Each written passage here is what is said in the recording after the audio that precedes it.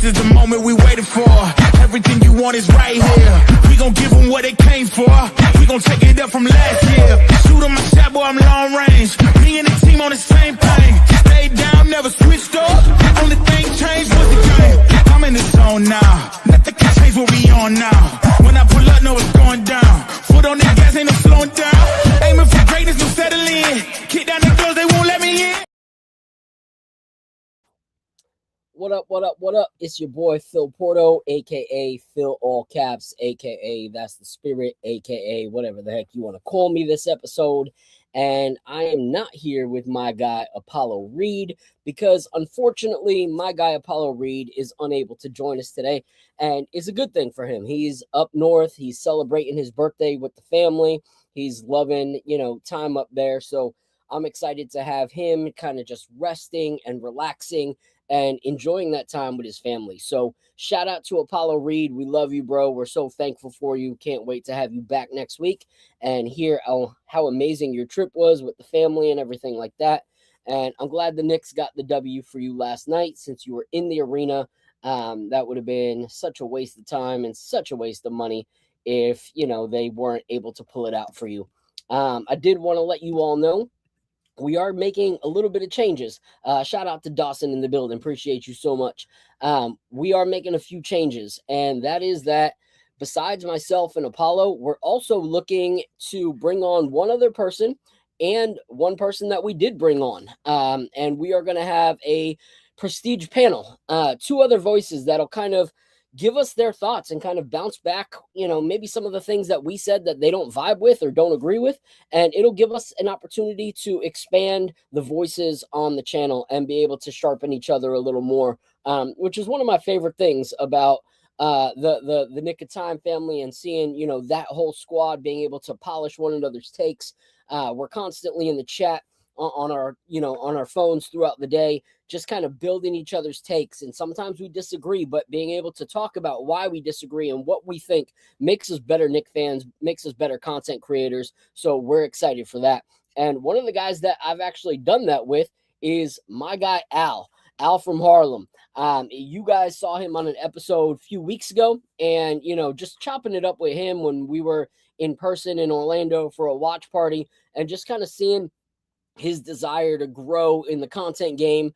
We're all about giving people that platform, giving people an opportunity to shine. Being that his takes aren't ridiculous and off the wall like many other Knick fans, it was a perfect fit. And it doesn't hurt that he enjoys drinking a glass of whiskey because we do that here. So shout out to my guy, Al. And I'm about to bring him right now and bring him up as the first official new member of the KOT panel for the Knicks Nightcap, and just a good guy in general. And I want you all to support him and give him your attention as he speaks. So here's my guy, Mr. Alfie Hardy.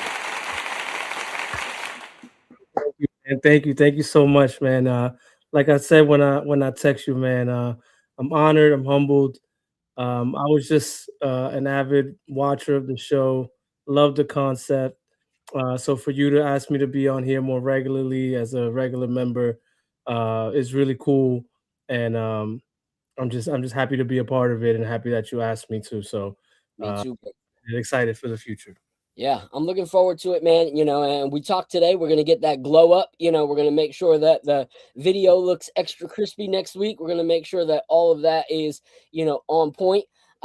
So I'm thankful that, not only are you here, got good takes, but you're looking to grow. You want to continue to elevate your content and visuals and how you present yourself and everything like that. So I'm looking forward to having you part of this crew and everything like that. But let everybody know, some nights are going to be a little crazy. You might have to tap out for a few minutes. And you know why? Because what's going on in your life right now, bro? Yeah, man. On December 28th, I had my firstborn, a beautiful baby girl named Alina. So she's keeping me busy nowadays. But I think I can make this work, though. I think I'm doing. Hey, I have an excellent partner, man. God bless her. She's really been holding it down. She's obviously on her maternity leave. Yep. So I'm still going to work. I'm gonna, once she finishes her maternity leave, then I'll start my paternity leave. So I'll have what may be more time on my hands in the next coming weeks as well. But we should be good. We should be good. My partner knows I'm a crazy Knicks fan, so I already told her Thursdays at 8.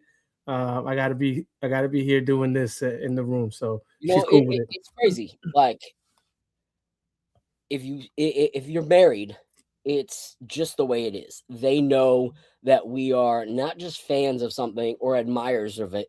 Nick fans are diehard. We're ridiculous. We're crazy. We're a little too loyal to a fault, and sometimes I even got to check myself and be like, yo, your boys are talking to you. Like, yes, it's a very crunch part of the game and they can wait till a commercial, but if you say that every single time, they might resent the Knicks. So chill out a little bit, so you got to kind of check yourself at the door sometimes. Shout out right here. They said congratulations. Hey, thank you. Real dad. So love that right there. Shout out to my guy Fritz. So what I love about this KOT family is that it's not just people that talk Knicks. Like we really got each other's back. So my guy Fritz, he had mentioned that he had gotten a bunch of like these Jalen Brunson Funko Pops when they first dropped. He just bought a ton thinking of the future. And so me and my older brother, we were hanging out in North Carolina, and shout out to my older brother Celso. He's in the building right here. He's the first one that actually gave me my Knicks platform years ago. So shout out to him. But him and I were just talking about like Funko Pops, and he was just like, man, I really wish I had the Jalen Brunson Funko Pops. And I was like, yo, I remember Fritz had them, so I hit up Fritz real quick and I was like, yo, Fritz, anyway, you got any more of these Funko Pops that you can, send to me, or at least hold them until my townhome sells and I can get that to my brother, as a gift. And Fritz was like, bro, just give me your address. And so he sent me over, these Jalen Brunson Funko Pops, one for me, awesome. One for my brother. So I'm excited for it because, when we stop traveling, I'm going to have my YouTube studio / whiskey game room and everything like that. And Jalen Brunson Funko Pop has got to be in there. So I'm looking forward to it. But we got a lot to talk about. All right. We got a lot to talk about. And I'm excited because we got my girl B, Sporty Spice herself from the Nick of Time family. She's going to be joining us, and her takes are just fire. She was recently on the Putback with Ian Begley. And what I love about her is she's got a great basketball mind, to have opinions off the bat, but she's got an even greater mind when it comes to listening and hearing people and trying to see, okay, what's the other side of the coin? And so we've been able to just build, and we've been chopping it up. And I was telling her how like stoked I was for everything that she was doing. And she was like, yo, you the Godfather, bro. Like, I was like, well, then you need to be on my show. Like, I need you there. I want you to drop some bars. And so she's going to be on. And then I'm also going to have someone that I support in other ways that is also a diehard Knick fan coming up in a second. And I'm going to bring him up.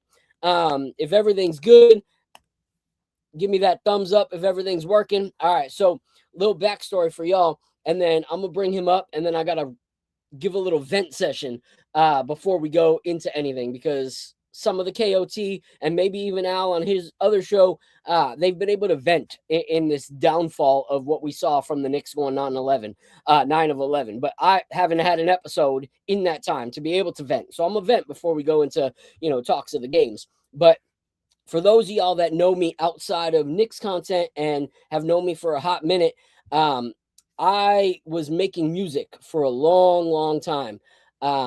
I actually, when I first moved to Florida years ago, and I actually became a Christian, I started making Holy Spirit like led kind of hip hop. I didn't really understand much about it at first because the genre was very new. But I grew up, like in my teens performing local shows and everything like that. So back in the day, there were groups that, I was able to rock with and perform with. And so for those like that know anything about that genre, so I made Christ focused hip hop and rocked with, groups like the Grits, the Tunnel Rats, Dynamic Twins, Brainwash Projects, and the list goes on. And then the genre started changing a bit over time. and took more of a commercial approach, but I still rocked with it, even to this day, and dabble in it every once in a while with groups like Andy Mineo, KB's a good friend, Taylor Gray, Dayton, and so on and so on. But there was one group that started to kind of blow up and gain some traction. And it was actually led by one of my current favorite MCs. He's probably been in my, top 5 to top 10 over the last like 4 years. No big deal. And homeboy, what started this group of all these other members. And then they brought on their official DJ, like not just someone that shows up at shows every once in a while, but their official DJ. And I started seeing him in all these promo videos and all this like stuff, all these pictures. And I saw that he was rocking nonstop Nick gear. And I was like, yo, who is this guy? Like this is my kind of people. Someone that's got a different Nick hat for every single day of the week. That's my kind of people. Like, let's talk about it. And so started following him and his journey. And we've been talking on and off for probably the last like 2 years about doing something, getting something going. So I knew I wanted to have him on this show and have him speak Knicks and everything like that. And maybe even convince him to let me drop a 16 on one of his Bodega mixtapes, which I'm going to promote for y'all to check out because those things are fire. So first I'm going to play this little clip of, something that they do called Holy Smoke, which is a really, really dope show. But you'll see him in the beginning of this video just getting crunk in his Nick gear. So here's that clip. A real New York City bodega. Hands up, hands up, hands up, what?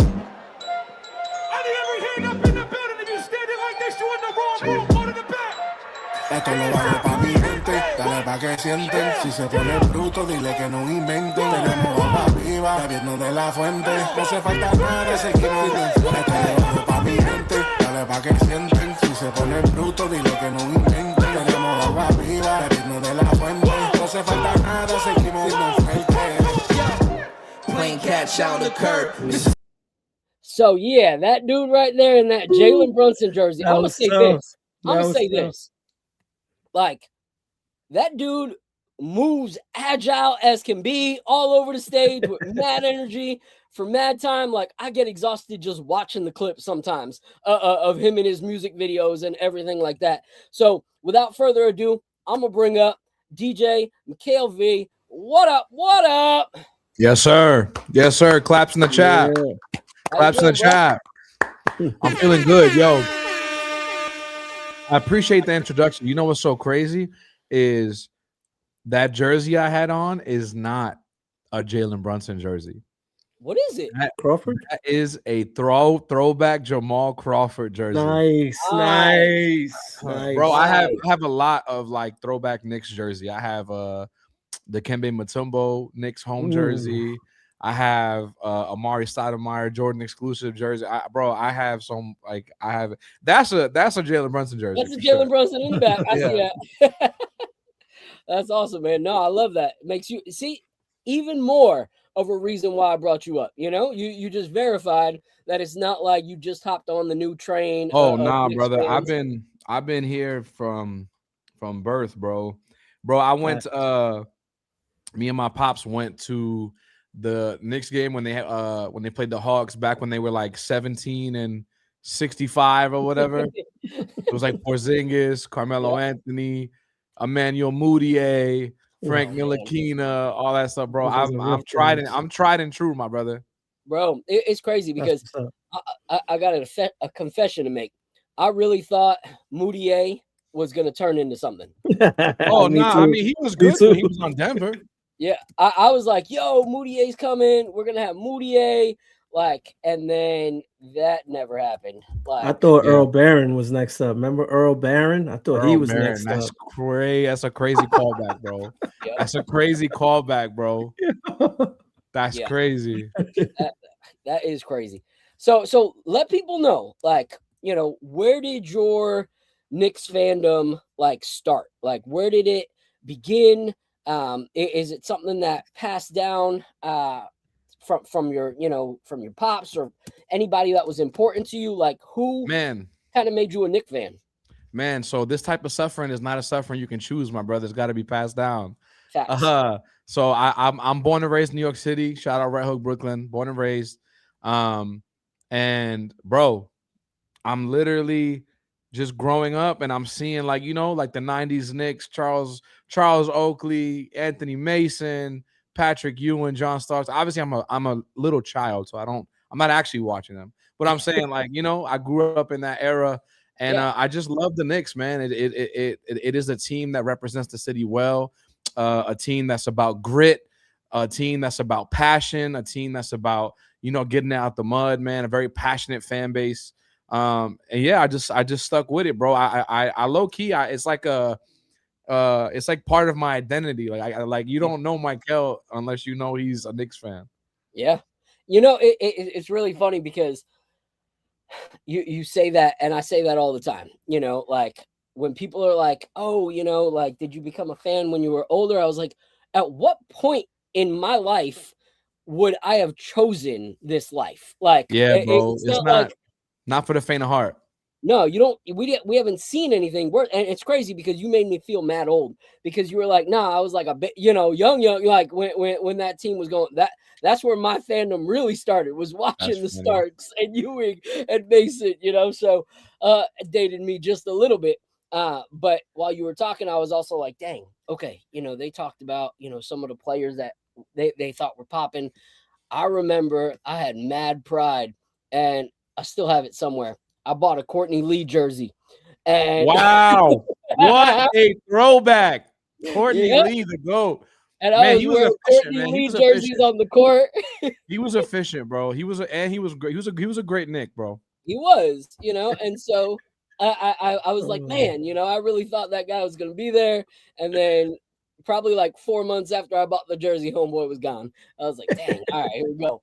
Another Knick that I miss is Alonzo Trier, bro. He was a bucket and then just just disappeared, bro.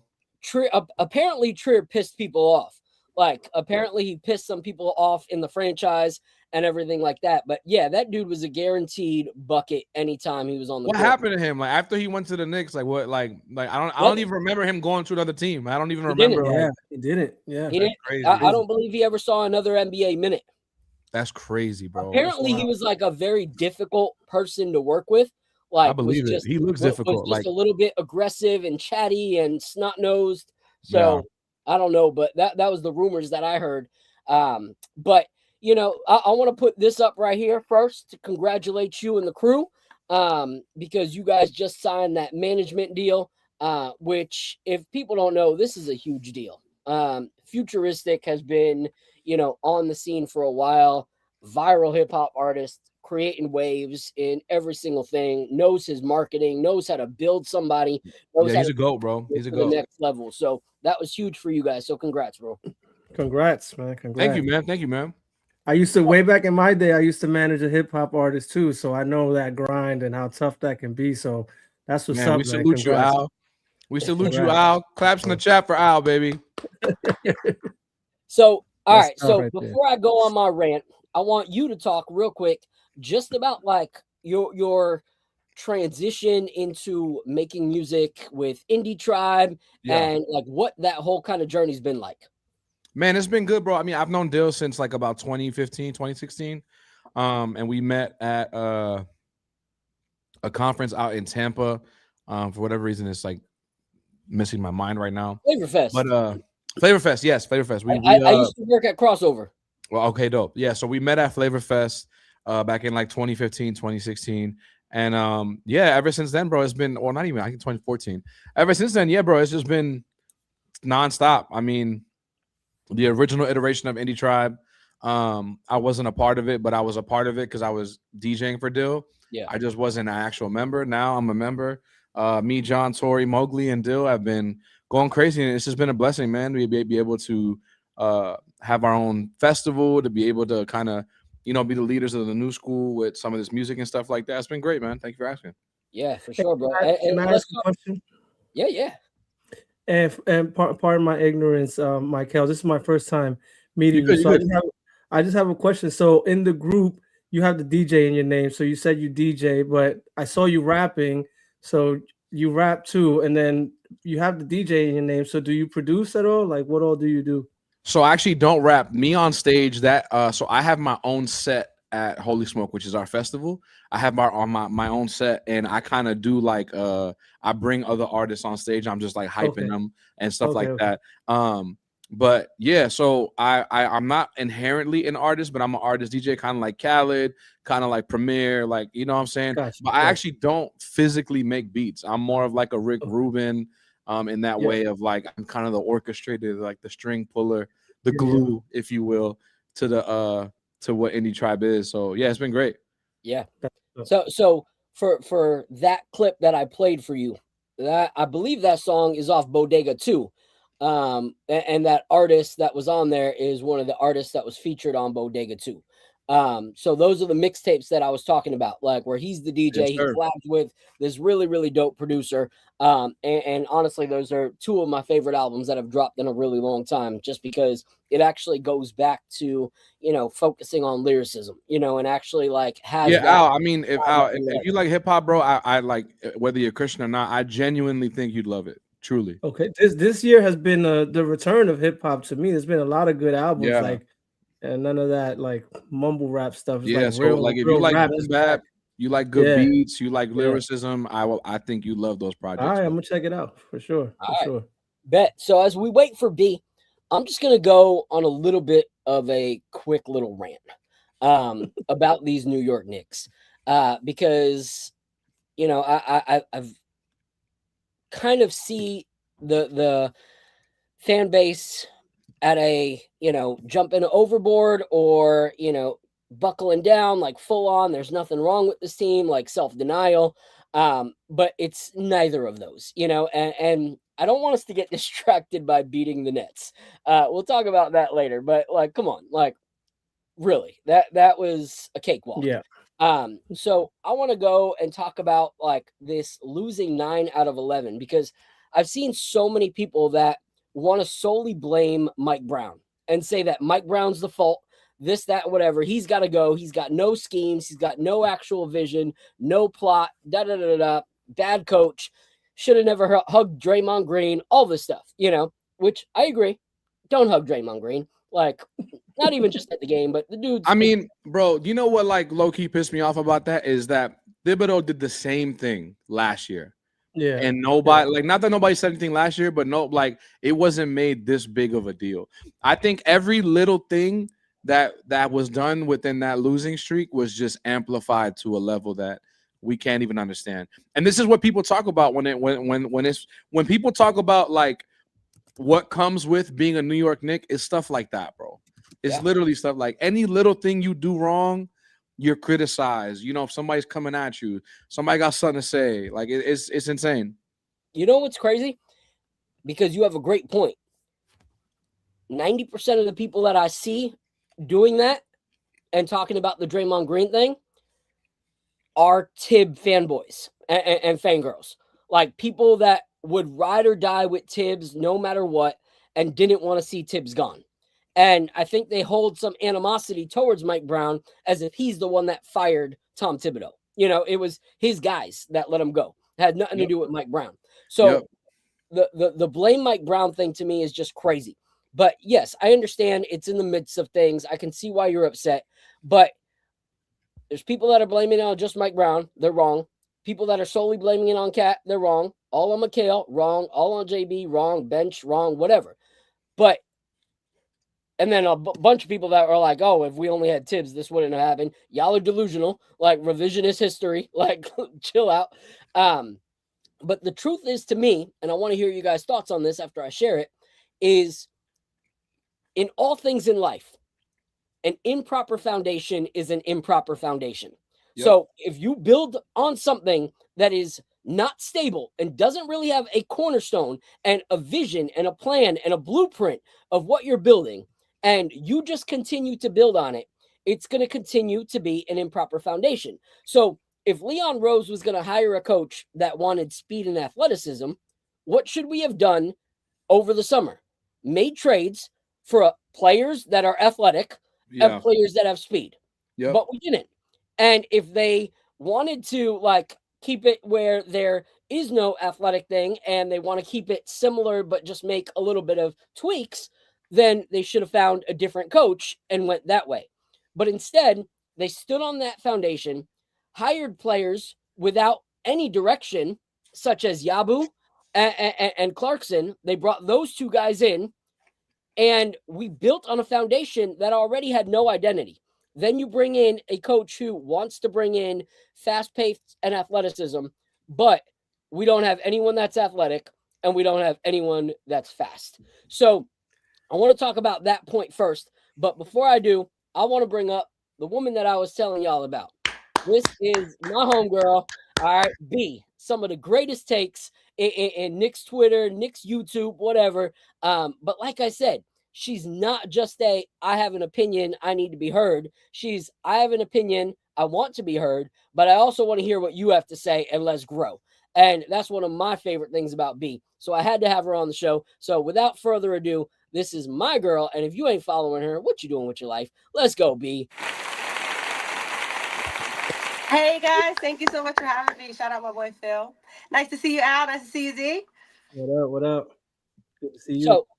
So I'll throw it to you first because I'm happy you're here, B. All right. Thank you for having me. So I was talking about, before we go into the Brooklyn game, because I don't want the smoke, to not address the things we should be talking about. I was talking about how there's people that want to blame everything on the coach, or blame everything on Cat, or blame everything on McHale or JB, whatever. But it's not that simple. And so the first thing I was talking about was a solid foundation leads to a solid building. But an improper foundation is always going to lead to an improper building that is not structurally sound. And what our front office did after they fired Tibbs was they didn't have a blueprint. They didn't have a foundation. They had tons of interviews. And all of a sudden, they hire a coach who is nothing like what we had before, wants to completely switch it up.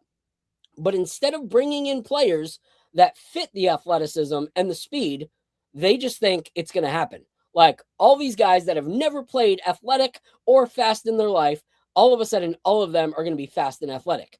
And instead of bringing in a coach that maybe makes some tweaks or trading players to get the right players, they just threw it all in there. And now either Mike Brown's getting crucified or the players are getting crucified, when there's fault on both parties, the players and the coach, but also on Leon Rose for building that foundation. So what are your thoughts when it comes to that, B?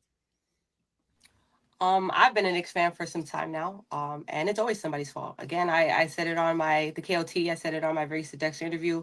When I first became a real diehard, started watching basketball and understanding, was when we acquired Carmelo Anthony, and that was always the point. We're not winning because Carmelo's a ball hawk. Carmelo can't play defense. Carmelo this, Carmelo that. Carmelo didn't have a team nor a coach. So yes, there were times he had his flaws, but overall, you didn't build a foundation around him. And then you bring in a guy, Julius Randle, who I think he exceeded expectations. Nobody ever drafted Julius Randle. I thought he was going to be the number one guy and bring a championship to your team. So when he did come there, and we actually saw that an all-star, he exceeded expectations tremendously. But then when he started to and play what he was actually brought into the NBA for, people started to be like, now it's just Julius Randle problem. And then on top of that, when we had Julius Randle, we were still trying to figure out with draft picks that I think we either missed on, or we again gave them too many expectations in RJ Barrett. Everybody thought RJ Barrett was supposed to come in and be a number 2 right under Julius Randle. When to me, they're both number 3 or number 2 guys. So you're asking a number 2 and number 3 guy to be a 1 and a 2, and then put them on the back again with coaches that weren't for their foundation. And then we get rid of Randall, and then we bring in Karl Towns, and we're like, oh, we're definitely supposed to win a championship. We got Julius Randle. Now we have now we have Towns. There's no way we're not supposed to win. When again, what's the missing piece? The coaching. You're not have a coach that builds around those two guys' foundation. So I'm used to being a Knicks fan and people blaming the main guy, the guy who is easy to point the finger at. So right now it's easy to say it is Mike Brown, and it's easy to say it's Karl Towns, when, like you stated, it takes more than that. Last time I checked, when you win a championship, it's not because of one play, it's not because of one player, it's because there's little things within that series that goes on to acquire that. And series, because it takes 3 or 4 series for you to win an NBA championship. And I didn't know that one player played perfectly to get to that point, and then boom, you won because of that. So that's what we're dealing with yet again. Easy to just be like, it's Towns' fault. So right now, I'm a little bit saddened that it got to that point, because I was not a huge Towns fan. I'm not going to pretend that I was, but I'm also not a fan. I see a guy who it's hard for him. When he came into here, no, he wasn't a Villanova. He wasn't a Nova guy. He lost one of his favorite coaches, because to my knowledge, he always was a big Tibbs fan, and he played his best seasons under Tom Thibodeau. Anytime he didn't have Tom Thibodeau, he either declined in his stats. So to take that away from him again and then put someone in who is not who out loud, not just we could clearly see it out loud, said he's going to be the last. I don't know how your number 2 is going to be the last to fit into your foundation and you expect to succeed. So it's tough. And then you see guys, like we talked about it too, we made little jokes. You see guys talking about him in podcasts or outside of shows, and then we got guys shaking their hands. We got his own father shaking his hands.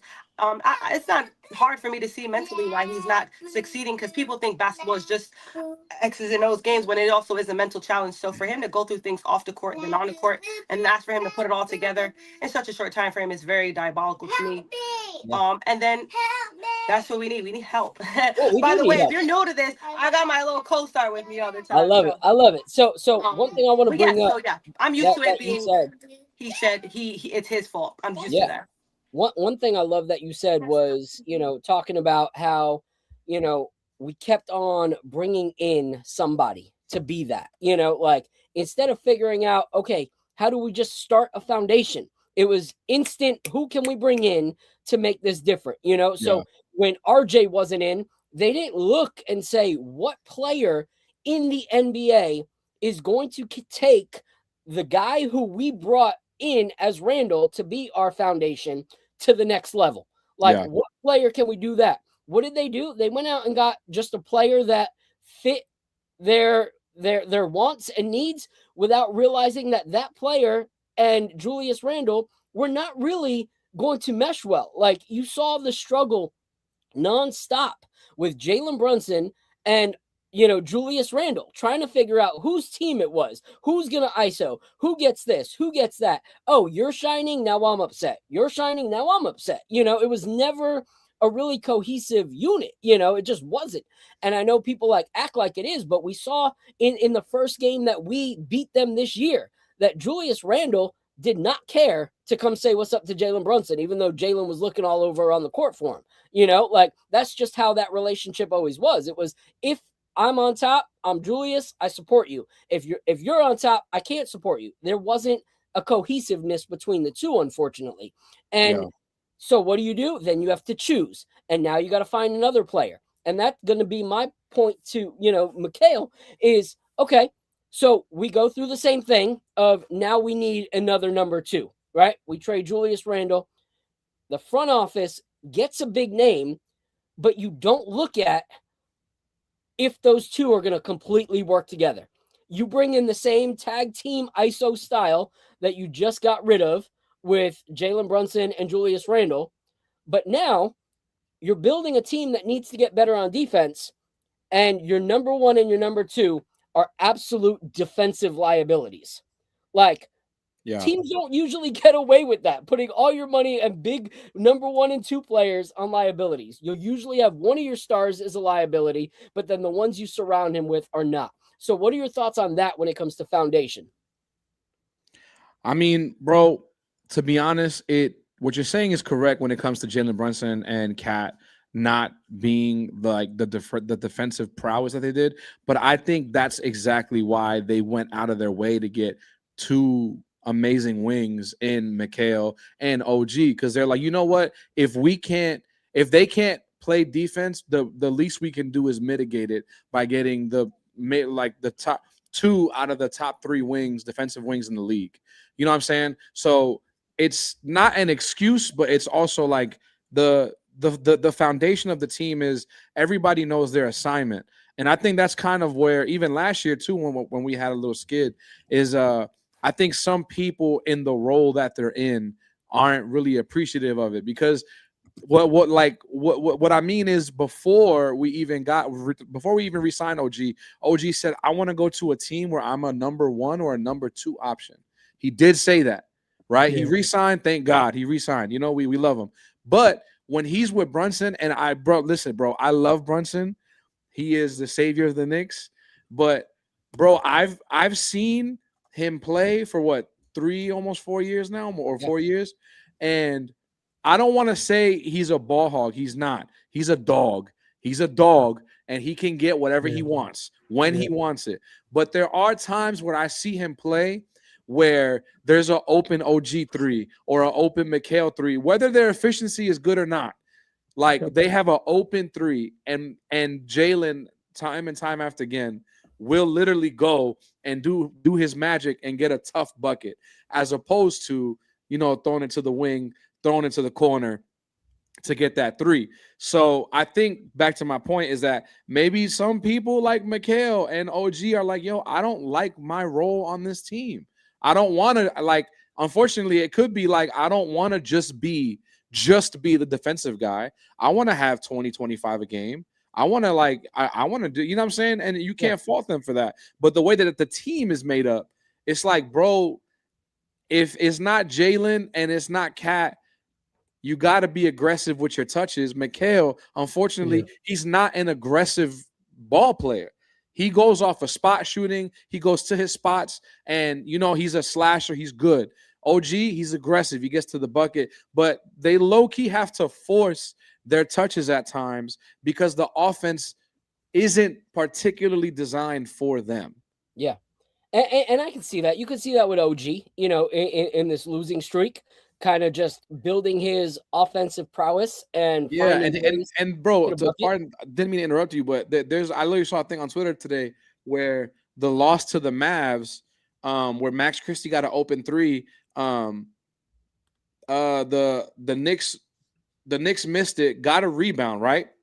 And Max Christie runs behind OG, right? That's not OG's man though, but he runs behind OG.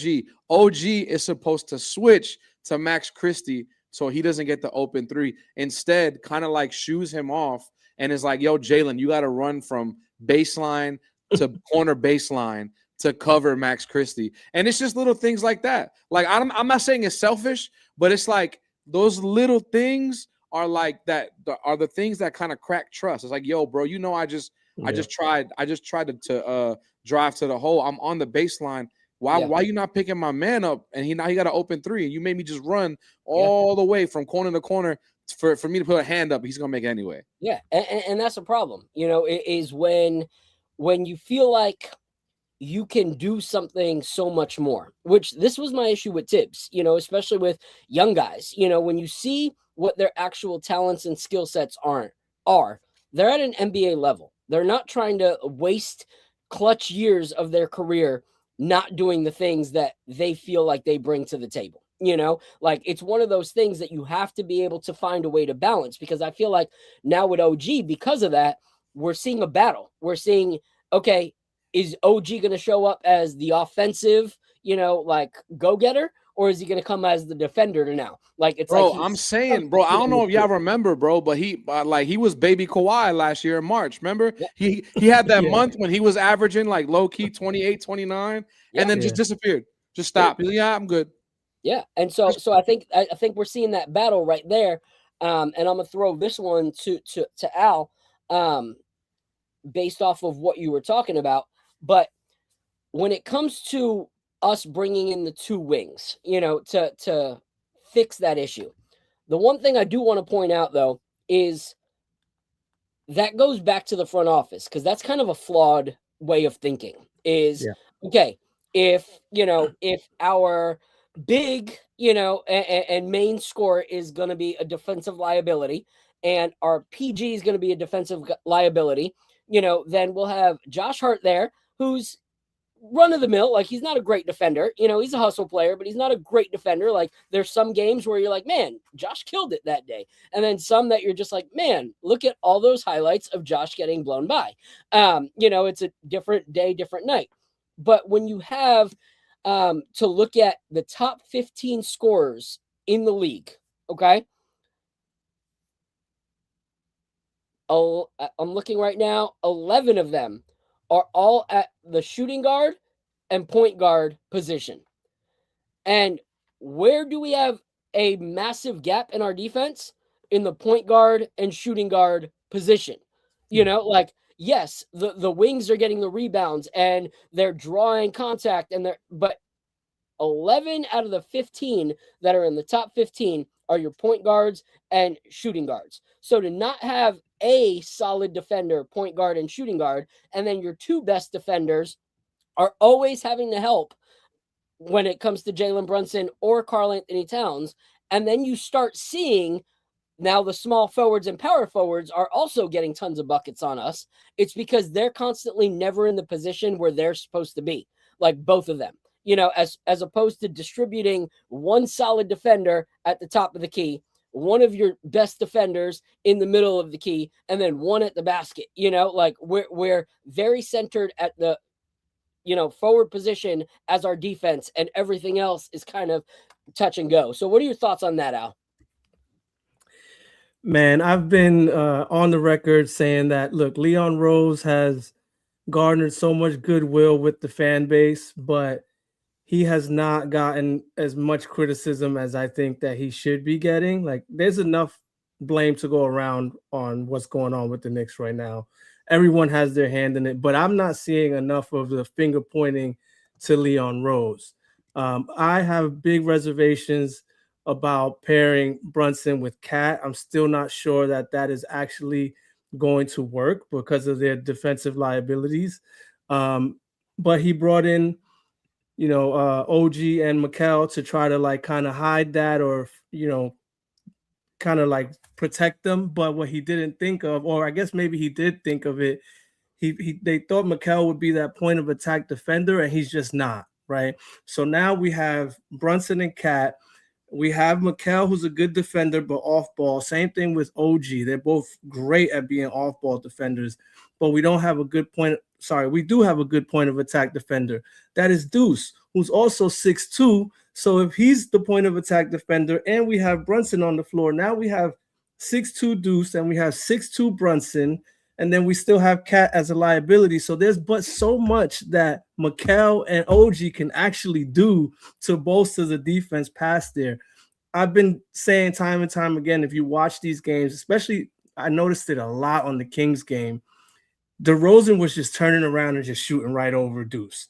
Like, he can be a great defender all he wants, but like at some point, if the dude is 6'8" and you're 6'2", bro, like there's nothing you can do. So I think the roster was built a little clumsy by Leon Rose, and now it's gonna be very interesting to see like how he can fix some of the issues that we have. Yeah. So I'm gonna throw it back to B on this. My thoughts are, okay, and we'll talk about the Brooklyn game because it did show signs of like actual life of what things could look like. But my whole thing is, in that 9-game losing streak, things that we should consider, and the front office and the coach and the team need to consider, is if we're not making any changes by the deadline, right, and we're not adding any athleticism or any speed, then regardless of what Dolan and Brown and Leon discussed about completely morphing the team and turning them into, the old Golden State Warriors, fast-paced roster, there has to be some willingness to adjust. Like, you have to kind of pivot a little bit, because if we don't have the actual pieces to make that work, then we have to figure out what we can do. So, one option is, what non-athletic, like slower team, can we do while still moving the rock? Like, if not everybody can have the energy to constantly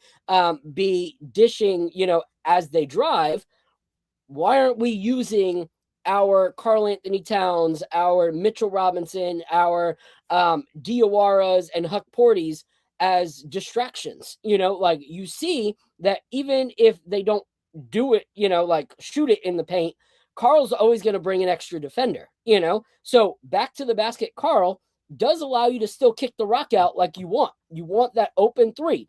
Back to the basket, Cat is going to get you that. Not back to the basket, always try to shoot Cat, because a lot of times back to the basket, Cat gets same thing Randall did, turn into a double team. It gets picked off, like not a great look, but it's still a threat, passing in. Same with Mitch. No one's going to leave Mitch with one guy on him, if he's under the basket, so being able to catch and ditch. So that's an option. Or figure out which players on this team are actually going to do the work, to make that transition. Because yes, it might not be their skill sets, but we've seen these guys run before. Like we've seen these guys, like just because the teams that they've recently been on have not been hustle teams, like you're still an NBA player. Like you can 100%. still put in that work. You can still put in that practice. So find the guys that are willing to do it and give them the minutes. Like, I don't care if your $50 million player says, I'm not going to adjust, I'm not going to play, but your rookie in Diawara says, hey, I won't stop running till I die. Then give Diawara some freaking minutes, like give the players that are actually willing to put the work in. So what are your thoughts on like adjustments between both players and coach to make it work? Well, we talked about this, so I do want to say it live. The goal to me when we came into the season was championship or Giannis, and that doesn't change for me. If we are going to not work towards winning a championship and it looked kind of bleak, I think you keep these players to acquire Giannis. I don't see how you could acquire Giannis if you let go of Mikal and Towns in the middle of the season. I wouldn't bite if I was Milwaukee. So that doesn't change for me because of a bad slump. And then you stated things like you have OG in the middle of a game looking at Brunson to do things. These are things where you talk about in practice. You already know that Jalen Brunson is a defensive liability. So why in the middle of a game are you looking at him to make a defensive stop when this is something where you should trust? Like, I just realized he's getting back. Who's back right now? Me and Jalen? Jalen's not going to get there before on me. So let me go and get the guy, especially the one that's hot. At that point, I believe he had like 15 or 18, 20 points. You know, as a defense, as your role, you should know I'm not going to look for Towns or Brunson. So the fact that you are, it does start to understand the mental state of the team more than it is the talent or what's being about. The thing about these teams, though, like you said, if you look at Mike Brown's Sacramento team, that wasn't a defensive team. Yes, Fox is, but when you think of Sabonis, I don't think of defense at all. Yeah, no. I believe he also had a rookie in Keegan Murray, and then he had Malik Monk. Those aren't guys that they're not terrible defensively, but they're not the guys you immediately think of defense. Yeah. I think the reason why this team doesn't exceed the expectations is because that is what we looked for when we did acquire these players. When we did acquire Mikal and OG, we said, we're getting to you for defense. But like you said, when OG came here, he didn't say that that's what he wanted to do. Yeah. When he came here, he said, I want it to be a number one option. And a number one option typically plays both ends of the court, mostly on one end, which is offensively. Yeah. Then you have Mikal, who comes off a team where he was pretty much an all-star. He was averaging 20 points. It was his team. Now you come at him, and he's barely even the third option. He's looked at as maybe the fourth or fifth some nights. And even though they might not say it out loud, these are things that do mentally get to people. Like I say, basketball is a mental game on top of the skills and the talent and things like that. So I think that when you add all of that together, that's why I think it's not working out right now. I don't think people understood their role fully when they came into the team, and then when it did work, you then removed a big piece of it, which was Tom Thibodeau. And not that I still don't believe that Tom Thibodeau should have never been fired. But I was very big on giving him another chance. I'm not big on someone exceeding expectations and then same thing with Randall. I think we should have ran it back with him 1 year fully healthy. He was unhealthy, and then you traded him when we possibly had a chance with that I Heart Dante team if everyone was healthy. That's another thing I'm going to stand on. Healthy Knicks that year, I think things would have went a little differently. And then you have Tom Thibodeau coming out of the Eastern Conference that, yes, he could have made some adjustments, but when you look at that bench, I know the other day Carl Town shouted out Campaign, but I'm not really looking for people like Campaign, PJ Tucker, and Precious. And even though, yes, Precious is playing well, I wasn't looking for them to come out and change series for us. Maybe Landry Shamet, which I'm glad that he's stepping up this year. But outside of that, so I was actually very excited to see Tom Thibodeau with a bench. And he didn't get to have that. So even with this bench that we have now, I think Jordan Clarkson, I think maybe he could have unlocked Yabusele. I'm not too sure how it could have went. But to me, my moral with that is my thing doesn't change. I think that this is still a contender when we're playing as such. And the game last night kind of gave me the hopes again. Because despite the team, though, you don't hold a person at 66. That means there's something there that works on our end. So it's championship or Giannis to me. Yeah. Okay. So I think just to Al on your response, but yes, we're going to talk about that Brooklyn game because teaches us a lot, good and bad, which will be fun to hear your takes. Go, Al. I think Mike Brown's philosophy is spot on. I think there's a couple of facts in the NBA right now. I'm gonna tell you some facts. The teams that are winning play fast. There's a study out there that says for every second in the shot clock that you wait to initiate your offensive net rating drops by 1 point. Okay, so if you, and that may not sound like a lot, but when you lose a whole point on average over the season, that's a big deal. So Yeah. if you instead of starting your offense at 20 seconds on the clock, you started at 16, you've put yourself at a considerable disadvantage already, right? So fact, you need to play faster. That's what Mike Brown wants to do. The other fact, if you look across the entire NBA, the teams that are winning and the way teams are building their teams are all long, tall, and athletic, which the Knicks are not. Okay, so I go back to our roster is flawed. And even if you look back at what Tom Thibodeau used to say, and he said it 2 years in a row that he wants to play fast. He wants to play fast. He said it every preseason, and we would all laugh because then they would be down at the bottom of the pace rankings. And what happened this year in preseason? Mike Brown said, I want to play fast. I want to play fast. And where are we right now? We are at the bottom of pace rankings again. So that points to personnel, like you said. Yeah. And so that leads me to 1 point, and then we're going to transition. So what you said is actually the reason that I was okay and wanted Tom Thibodeau gone. Not because I'm ungrateful for what he's done. Like, we didn't have Knicks culture for years, like any kind of Knicks identity at all. And so my, hat goes off to him. I'm thankful for that. My problem is you look at where the NBA was going and continues to be going. Yep. And you never saw any pivot on that with Tom Thibodeau. Matter of fact, the only time you saw the Knicks play fast was in that small stint when Randall was down and Josh Hart and Obi Toppin were nonstop running the court and like getting transition buckets, and like teams were like, we can't stop it. Matter of fact, the words out of Donovan Mitchell's mouth when we beat them with that style of basketball, he was like, we were so used to, the Jalen Brunson, Randall kind of thing that, when that happened and we got hit with like the Obi Toppin and Josh Hart thing, he mentioned them by name. He said, we could not keep up with them and they would not let the foot off the gas. And that's what beat us. And we never saw that again. As soon as Randall came back, you barely saw Obi Toppin. You barely saw Josh moving things in transition. And so I felt like that was never going to get us to that next spot. It was never going to like progress us into competing with these faster teams, these lengthier teams. It just wasn't going to happen, especially when the team that we have is not fast and athletic and they're playing almost 40 minutes each a night. That's not going to get fast athletic legs over time ever, So for me, it was kind of one of those Muhammad Ali moments. To me, you get out of the ring while you still have a good reputation, while you're still seen as, oh, that last fight was a good one, instead of like, oh, dang, they were in the ring for too long.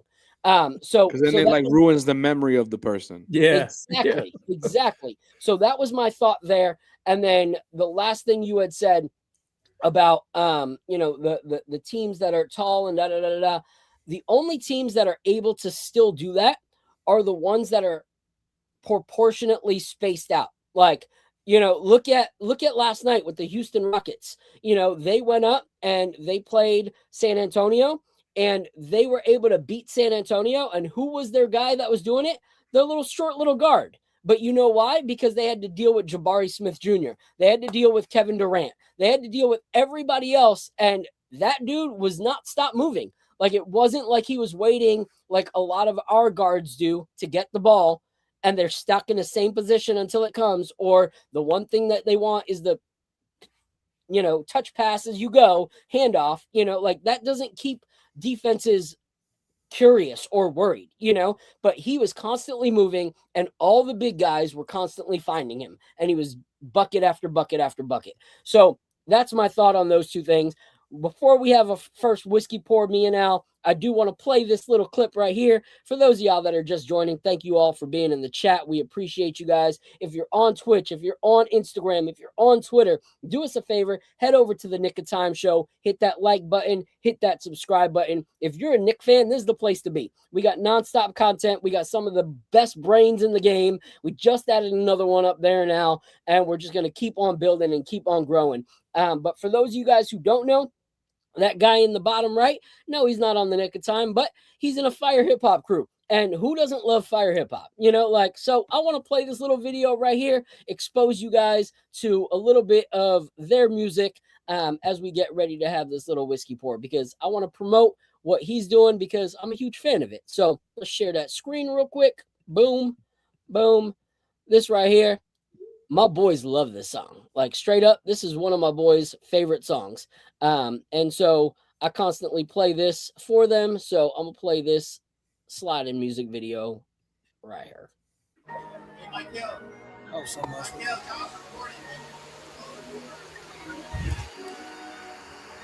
You good?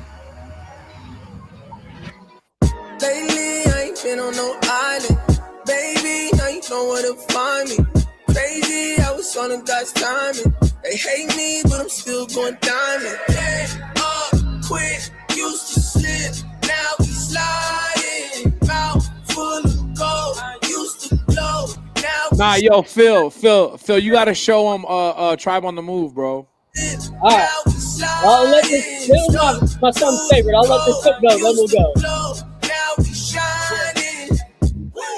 Got it out the dirt. I used to think I needed dime to tell me what I'm worth. I never run out of these lines if I stay in the verse. I was the very last one you think will come in. Tough. I like it. All right, so there's that one, and then which one you want me to show him? Tribe on the Move. Al, this is what the music I make. That's the music I make. Tribe on the Move, and then we can keep it pushing. Yeah. All right, here we go. Boom. All right, here we go. Make sure it's on the screen. Boom. Yeah, this one's fun. Here we go.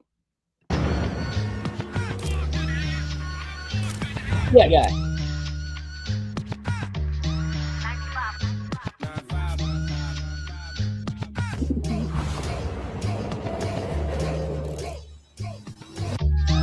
Yo, what you doing? You lost or something? The last thing that you about to hear is some horses pulling up to the bodega. Gun away. Would the Lord forgive me if I killed a beat? Would it be a sin if I had did it for the Trinity? Jesus said that we should have affection for our enemies. Did he flip the tables? Think I'm picking up the recipe? I just drop hot coals on a hater head. Kindness, and I'll be spineless. And I shine a light in Nashville where you find us. Headed in the middle of the city like a rhyming. Rare life looking like gold. We're Leviathan. Multiplied fish. Didn't need Poseidon. I don't pop a pill, I need a verse, not a Vicodin. Feeling like Daniel Cormier in a lion's den. The dog out symbol. I knew you like it. Come on, Al. I know you rock with it, Al. This is fire. Everything I love, that's a reach. Idiot, tribe save lives but kill rappers. Y'all some hypocrites. That's my bad. When I'm with the gang, I get belligerent. I'd rather chain them all up on my taxes. Let's get into it.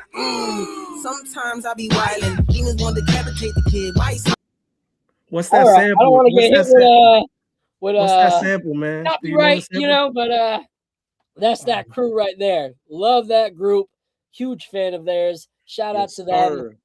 Well, do you know that sample? What was that? That's the Insane in the that's Membrane? the jump around. Jump around. I knew it was Cypress Hill.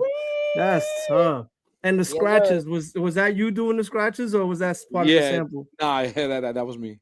That's dope. That was fire, yo. That was tough. Sir. So yeah, shout out to the chat. Everyone was loving that one. So check out the Bodega albums. I will be putting the link in the description for you guys to be able to support and check out what they're doing. Al, real quick, I'm going to introduce this little pour right here. This is what we're going to start with. This is the boy right here. Yep, B's got her water.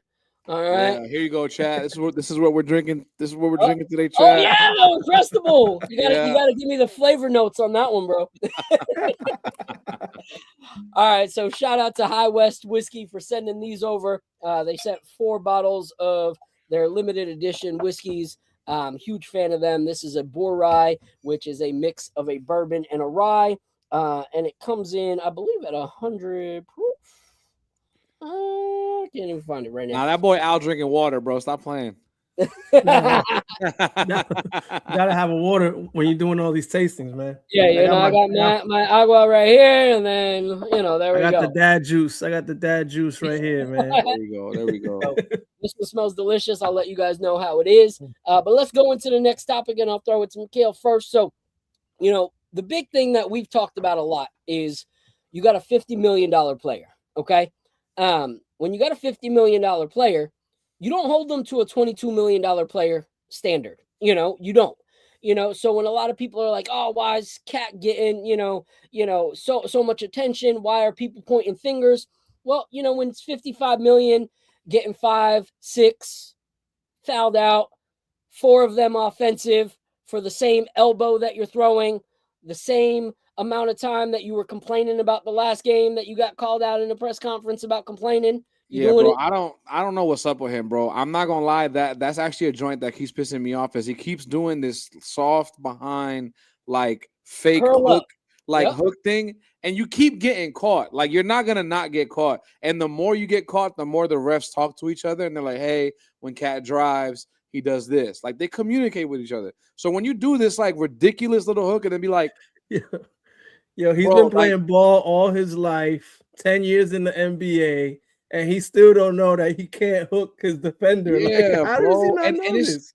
Bro, what's crazy to me is, like, I'm 6'1" and I'm like 320. I'm pretty strong, right? This dude is almost 7 foot, maybe 280.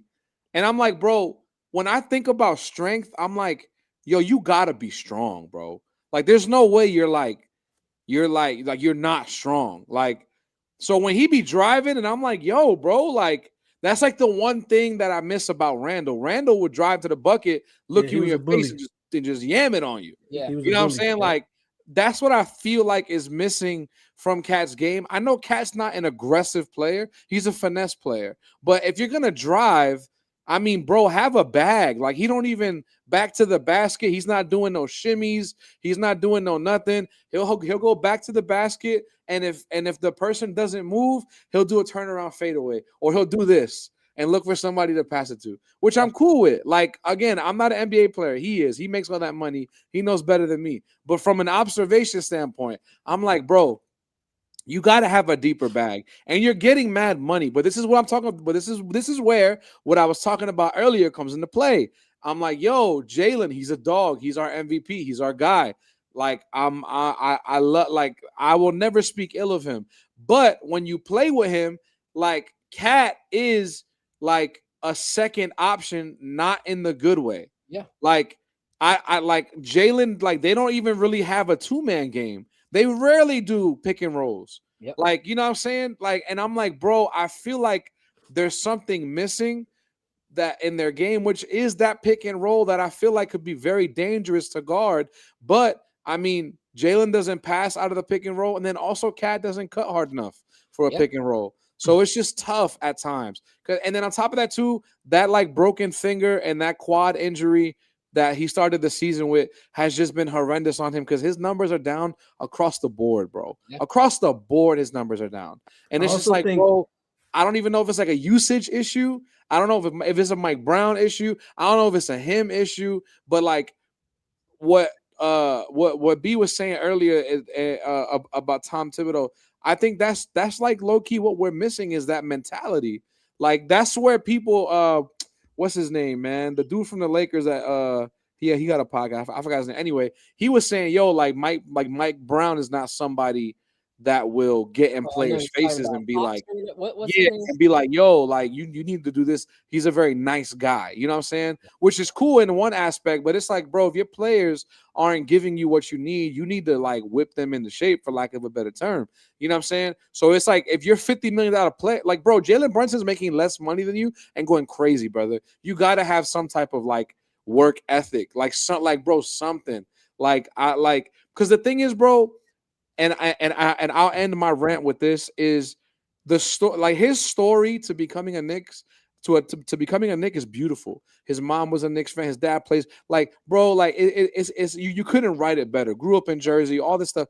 And it's like, bro, you would think that somebody that grew up in Jersey that was a Knicks fan, that his father played for the Knicks for however long he did, and now he's playing for the Knicks, and you're playing in the biggest city in the world on the biggest stage, you wouldn't want to go hard? Like, you wouldn't want to be like, yo, like, I know I played crazy in Minnesota.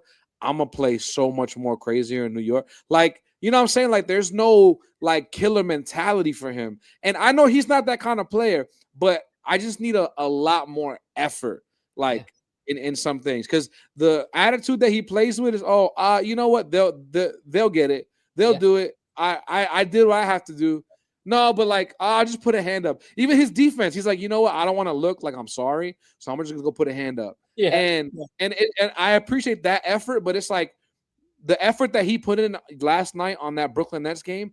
That's what I need. He was sprinting to the man on the line, running people off the line, trying to block shots, being tenacious in his rebounding. Like that's what I need every game. Yeah. Like, I don't need that sorry behind, drive, hook, try to get the offense. Like, come on, bro. They're gonna call that every time, my brother. Like, you know what's crazy is like he does that as if people aren't going to see it, but you're one of the biggest guys on the court. First of all. Second of all, it's not even discreet. Like once he locks him, he then just continues to raise his arm more and more till a chicken wing straight up hanging out, and the ref can just see it from across the court. Yeah. And the complaining about it after is my biggest thing. It's like, you did it. Like, we all know you did it. You've been doing it. And same with the pick and rolls. The problem with the pick and rolls is not that it won't work.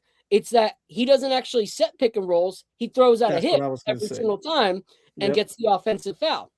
And so the thing that I see with him, you were talking about the Brooklyn game, and we'll talk about that, which is frustrating, is that you see that he's got the potential to do these things, but he kind of does what Randall did for a while, which was if his offensive game is not going the way that he thought, it affects his whole game. Like he won't put in the effort anywhere. He's not mentally tough. Exactly. If he feels like, oh, I'm having my way right now. Oh, I can drive on Michael Porter Jr. or on Claxton. Now he's playing defense. Now he's bro. That's what he did when I went to go see the Knicks and Hawks, and he dropped 40 on the Hawks. I was like, yo, where's this guy at on a consistent basis? And the only thing I'll push back on your take before throwing it to Al on this next topic is we had earlier in the season a diehard Minnesota Timberwolves fan by the name of Phil Steger from a brand called Brother Justice.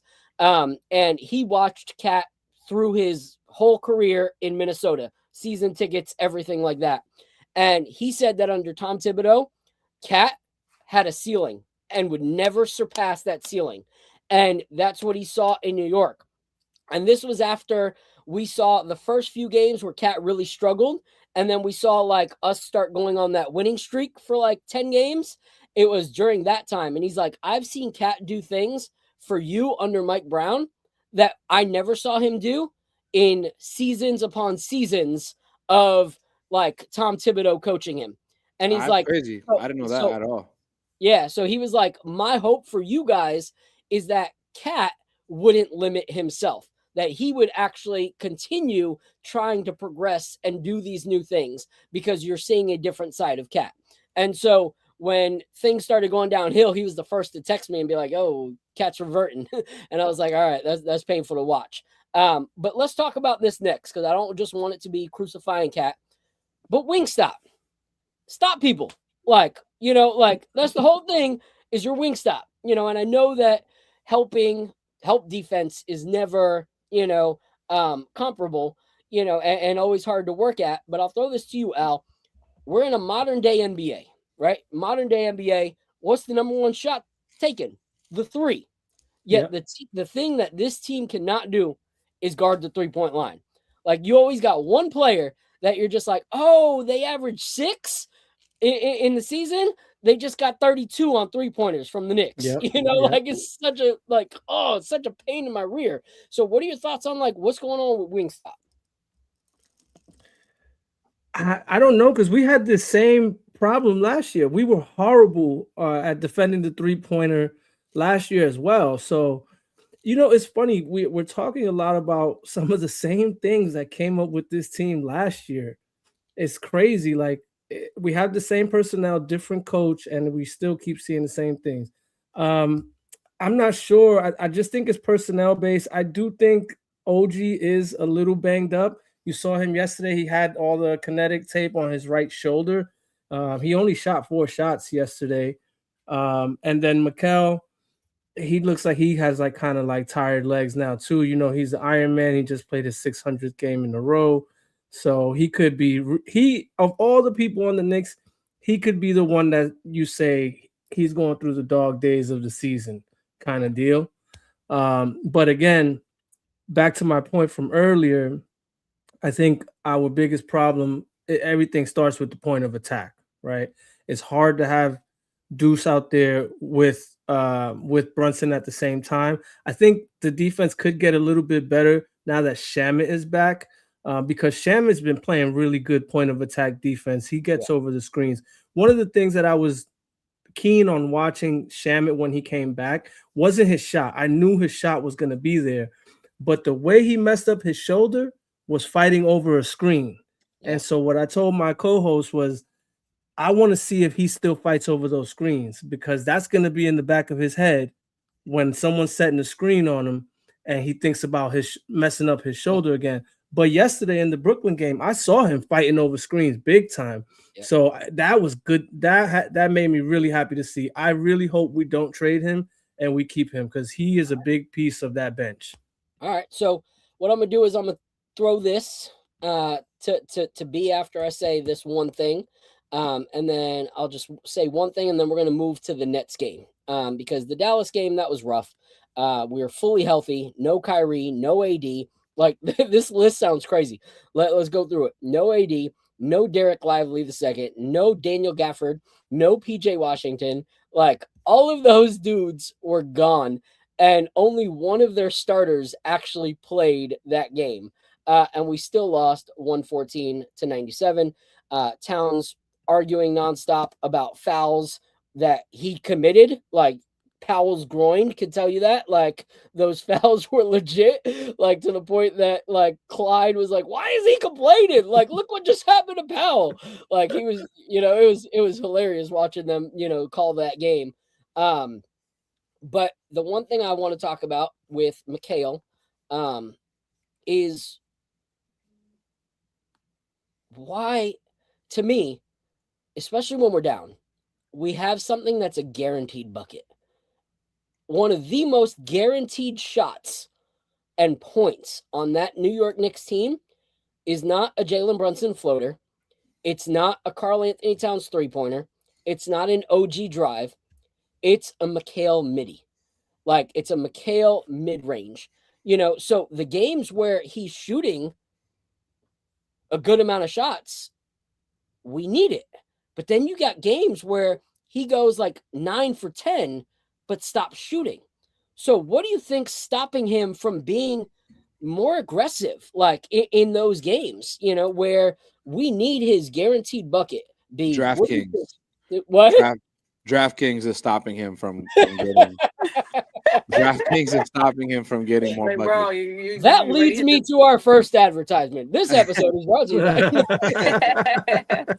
by my brother. I'm definitely being lighthearted, but man, it's hard to not think that at times. I'm not accusing him. I'm just saying, in the back of my head, I'm like, yo, like, you just stop shooting, like. Bro, the other night, I think, matter of fact, I think it was against Dallas. He has 7 points. He has 7 points. Yeah. Bro, if you would have took the under on Mikal Bridges on a DraftKings, you're making mad bread. Because he averages like, I don't know what, like 15 to 18, I think, or 20 almost. Bro, and that's like one thing. 16, that yeah, like it's crazy. And then I'm still new to Knicks Twitter. I'm still like navigating it. But I see a lot of people. There's this one dude. This white bald dude with a gray beard. I forgot his name. But he was like, yo, he always talks about how Mikal is not aggressive. He's like, Mikal is not aggressive. He doesn't drive. When he drives and gets met with resistance, he'll kick it out. Like, he doesn't he's not an aggressive player. And I agree, bro. I don't know what it takes, man, like, to again what I said earlier, like about personnel and maybe everybody that doesn't really like their role on the team per se, because to go from Brooklyn, where you're literally the number one and you're averaging 25 to 26, to then go to the New York Knicks where you're like the number 3 or 4 and then you're averaging 18. I don't know. I'm not saying he's selfish. He doesn't come off as selfish, but I don't know. I think he has to like step up in a way. But again, bro, it's like I never want to critique NBA players because they're doing something I can't do. So but I can see effort. You know what I'm saying? So I can see they're trying, they're doing what they're supposed to do, but I don't see like no real like, yo, I want to win this game. It's like next game. We can't keep thinking that. You threw some arrows. This is B's favorite player. This is B's Nick. So I'm gonna throw it to her and see what she's got to say. B, just loop me in. Let me know if I'm tripping. No, you're not. The thing about it is, like you said, we talked about, it all ties in together. And the biggest issue with Mikal is that's not his game. His game is catch and shoot or cutting. And that's not our offense. Our offense is not a catch and shoot or a cutting offense. Notice yesterday why we were winning. We were cutting, despite, again, I know we were playing, but we finally saw cutting again. I didn't see in this 15 run, last few 15, us moving the ball, making the extra pass, cutting to the basket, things like that. We're trying to, again, establish a pick and roll because our two main guys that if we picked and roll, it'd work. But that's not Mikal. Mikal's does not prosper in a pick and roll offense. He is more of a catch and shoot. That's why, again, the mid range is ridiculous because, yes, if you get to the point where Mikal gets to that spot, you get it to him, he's going to get that ball in.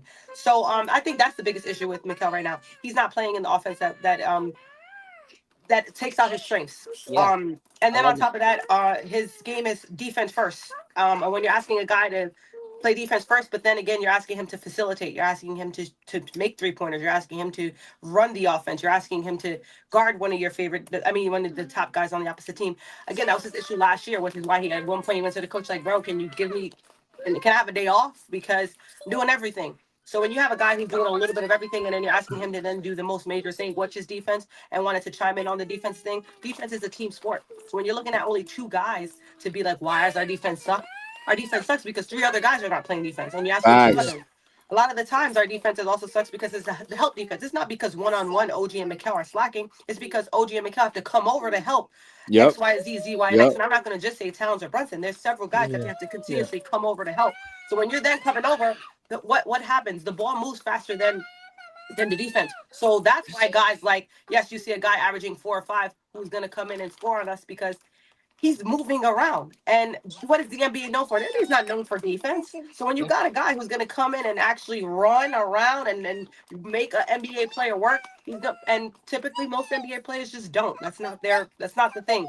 A lot of the times you'll see defense more in playoff positions or in close games or in a game where, like that. But on a day, all 82, I've never seen a NBA team play all 82 games. And that was the best defensive game I've ever seen. No.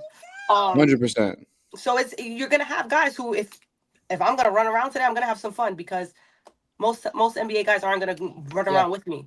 And of course, again, the ball moves faster than defense. So I think that's the biggest flaw with Mikal is this is not his type of offense. When he was when he progressed in the Suns, who was his point guard? Chris Paul. That's a guy who's going to find you, who's going to look for you. When he did also thrive in offense, it was his team. He got to do whatever he wanted to do. Now he's coming into a thing in a system where, what do I do? And he's been questioning that for the last year and a half. But I think Mike Brown, like he got off to a really hot start though. Remember the beginning of the year, he was cooking. So I think the system that Mike Brown wants to run. You were cutting in the beginning. Yeah, I think Mike Brown's system suits him. It's just that we've gotten away from it somehow. Yeah. The other thing about transition to that. Hold that thought. Okay. The other thing I was going to talk about, one other thing about his perceived softness, and I'm going to blame it on the Iron Man streak. I think he doesn't want to get injured, so he plays a certain style so he can preserve that. Personally, I want to see it I want to see him lose it so he can stop playing like that. But whoa. I want him to miss the game so we can forget about that. I'm so over it. That's the thing is ability, a better reverse opportunity. But I was just about to say that the other thing though about that is like, yeah, so I do kind of appreciate that he's always available. And so is the regular season that important? Maybe not. You want him to be available in the playoffs, but here's the thing I did want to leave you with. For this specific team that's very bad on the road, the regular season is super important for this team. Where we end up in the rankings is going to be super important because we are not a good road team. We need that home court advantage. So we need to start. So we need to start putting a little bit more emphasis on winning these regular season games. No facts. And then on top of that, bro, to piggyback on what you're saying, bro, we gotta beat the people like the teams in our conference, bro. Like we gotta beat Detroit next time because when we face off with them, we want home court advantage. Like it's not like, to me, bro, if I'm keeping it a buck, it's not even about us getting to number one in the standings. I'm off that now because that's like a long ways away from me personally. Unless we go on like a miraculous 10-game winning streak, I don't see it happening, unfortunately. I've seen it happen before, B. I see your face. I see your face, B. It happened before. It can happen again.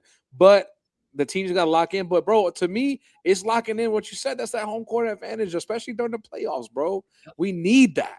We need that, bro. I need me another joint, bro. I need me another joint. Facts. I love it. All right, so we're going to transition. Next pour I'm going to do, and for those that are watching on flight nights, these are like less than an ounce pours. Don't think that we're up here just like getting sloshed. We don't do that here. That's not part of the show. This is just samples. So this right here, this is called the Noble Share. The first one was absolutely delicious. That boar rye. If you like bourbon or about rye, boar rye was nice. Yep, you aren't so sure about rye. This is a great transition because it slowly introduces you to rye, and that water looks delicious. And so what we're going to do before we talk about a lot of the topics we were talking about, we talked about some of the main guys. Only thing I'll say about OG is keep your confidence offensively, but don't exchange it for your defense. Mitch, stay off social media and play more minutes. Otherwise, we good, bro. Mitch Rob, like looking at social media, he's such a sweetheart, bro. Like genuinely, he's in his late 20s, but he comes off like a high school kid. Like, but he's a sweetheart. You kind of feel bad for him sometimes. You get the good and bad. Mitch, I mean, he was drafted at high school, so media. he didn't really get to Yeah, grow up. I mean, bro, like, That's so true. he lives in Nashville where I live at, and I've been praying I bump into him. I'm like, hey, bro, it's okay, man. Just stay off Snapchat, bro. It's all good. Yeah, exactly. Stay off Snapchat, bro. So that's my Mitch. Hart, I think, the hustle of Hart is so incremental for us, but we need him to speak up a little more. Like, I really think that if he speaks up a little more with the way that he hustles, that can be contagious, and we need that hustle from multiple players. Deuce, we good. Shamit, welcome back. We good. We real good, actually. Clarkson, are you still there? Yabusele, why are you still here? Yo, I'm telling you, Jordan Clarkson, Yabusele, Dadier, maybe Kolek out of here, bro. I'm trying to tell you. I would much rather have what's his name? VC and Alvarado from yeah. I'm with it, bro. Hold it. We're doing trades at the end. All right. Yabu, nice guy, but not working. So before we talk about the Nets and some of the good things we saw in there, we're going to do a portion of the game that we call Dictionary. All right. Al's never been able to do this. B's only seen it, through Twitter. All right. And so this is where I'm going to throw up an image that I created with different pictures that show you an old Nick or a current Nick. And by piecing together the picture, you will find out what Nick that is. So if you're in the chat, this is your chance to figure out who this Nick player is as well. And when you got it, just say got it, and we'll give everyone else an extra second and see who fumbles the bag. So here we go. This is today's episode of Where's My Image? Sometimes I get so hype and like hanging out that I forget I actually got to present. So here we go. All right. Dictionary. So let's see what y'all can do. All right. And then we're going to let DJ McHale head on off and be home where he needs to be, and we'll wrap up talking about the Brooklyn Nets game. So here we go. Boom. Who's this? Dad's going to Nah, hold on. I got it. All right. I don't see anything. Go off, Al. You all right? Yes. I got it. You all right, McHale? I don't, bro. I'm not gonna lie to you. No, I'm not. I'm trusting Al. If this is a team sport, I'm trusting Al. I'm trusting. Nah, you don't get a participation trophy in this, bro. All right, piece those pictures together. Best thing is to try to find something. That's easy, man. This was light. Damn, I don't know if I'm missing it. Why you doing like that, Al? I'm lost. Right He's down there sweating and struggling with his Uncrustable, and I was like, cake. Yo, I don't know, bro. I'm bamboozled. I'm led astray. I'm hoodwinked. Stumped. I'll give B a second because this is the first time she's looking at it. It's the Curry celebration plus on and off, a planet, and somebody bearing a planet. All right, you guys give up? One more second. All right. Prezi in the chat. I know you always try to guess these. Let's see if you get it. If not, Al may be the sole victor tonight. Ooh, that Casa's nice. I like the Casa better than the Borai. Yeah, it's warming, right? Yeah, it's like nice. Very cinnamonish. Warm you on a nice winter night. Thing's delicious. Yeah. Nah, I'm not gonna lie. This is hard, bro. I genuinely don't know. When I tell you, y'all are gonna be like, no way, that was easy. You're like, oh yeah, no. I'm all right, stumped. Al, let him know what it is. Stephon Marbury. Stephon Marbury. Stephon Marbury. Wow. I was going Diggins. Wow. Yo, Al, bro. I salute you, bro. That's a good one. That's a good one. That's a good one. All right. The ones that you put on Twitter so far, I have not gotten. Those have been super hard. So I'm gonna put one old one up. All right, for y'all. Put the old ones. Those are good. And it's gonna be an easy one because I saw the struggle in McHale and B's eyes. So this is gonna be one of the easiest ones I did. This is actually the first one I did, and then I'll let him head off because he's got to get going. All right. So here we go. All right. Oh, I didn't see. Wait, what? Yo, ChatGPT going crazy. All right. Rick Ross, Hugh Jackman, a chicken wing. You know, when you say the name, it's like you throw me a chicken wing. I don't know this. I can't get it. Who's the third guy? Who is that? That's Hugh Jackman. Oh, okay. I don't know what this is. This is Mark Jackson. I don't think I'm wrong anyway. All right. I'll let you guys know since y'all are struggling. This right here is Pat, because that right there is Pat Riley. Rick, you, Wing, Pat, Rick, Ewing. Yo, I'm not gonna lie, bro. I'm not gonna hold you. If my life depended on it, like I would die if I got it wrong. I'm dead. 10 times out of 10. You know, if they put a gun to my head, they were like, name 5. Like I would have been like, bro, gun to my head. Somebody's like, yo, you gotta figure this out, or it's over. I'll be like, I don't know. It's been fun, man. Some people, it's so easy, and for some, it's like so hard. So it's crazy to see how the brain works. It's crazy. Facts. Mine actually doesn't, as you can see. No, because after you say it, it makes so much sense. You got it seriously. All right, bro. I know you got to get going. Let everybody I love y'all. I would love to be back. Follow you. I would love to be back. This is amazing. I love this. This is great. I feel at home. You know what I'm saying? Everybody follow me, DJ Mike LV. I'm trying to get into the Knicks Twitter and all the Knicks stuff. So you know what I'm saying? Let me know.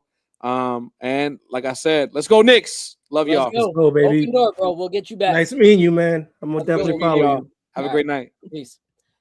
All right. So perfect transition. Let's talk about this Brooklyn Net game, okay? Because people are talking big numbers, okay? Obviously, we set a franchise record 54-point blowout, NBA season low. So yes, that's something at least to brag about. Yeah. But at the end of the day, if I wasn't like super stoked on raising a banner for an NBA Cup game, I'm not raising a banner like some Knicks fans are that we beat the freaking Brooklyn Nets. Yeah. All right. They are the worst team in the league.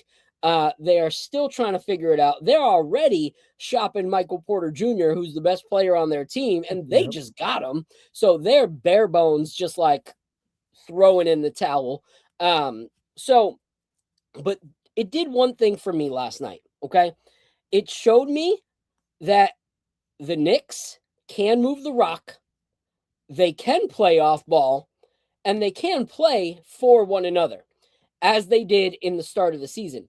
Matter of fact, if you rewatch that game, you will hear multiple times where Clyde talks about this team looking like they did when they, first started excelling in the season. And so this goes to all the people that want to say that Mike Brown doesn't have a system, that he hasn't tried to change anything. The announcers who know way more about basketball than we do. Clyde definitely does. Mike Breen's been, announcing this game forever. If they can obviously see the difference between a Tom Thibodeau offense and a Mike Brown offense, then there's no way that we as spectators or content creators can push back and say that that's not true. Okay. But it also shows me one thing about these players.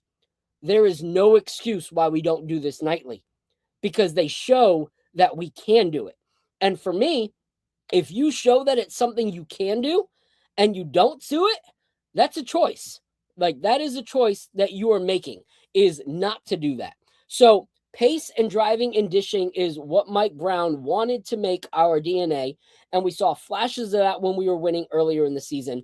And this shows that we can do it. So I'm going to play two clips real quick for you guys and talk about those clips, because I think they're very, very important for where we are at right now as the Knicks. And then I'll get your guys' takes on it. Okay. So here we go. I'm going to remove the sound real quick so I don't get flagged. All right.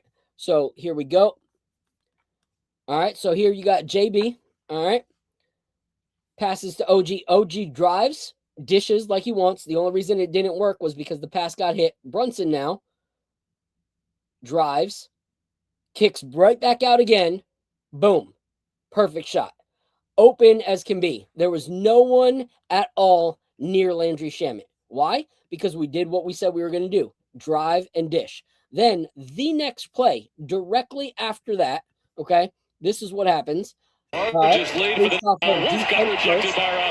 so the defense, we grab the rebound. Jalen Brunson again drives. 3 guys there. Landry Shamet wide open again. So what did we see that we haven't seen over these last few weeks? Immediately, we saw hustle and we saw a willingness to drive and dish instead of selfishly try to take that. Even though I was happy that OG was getting buckets before, that would have been an OG just getting the foul, not getting the basket, but drawing the foul. But instead, he dished it out to Shamet because he wasn't playing selfish basketball.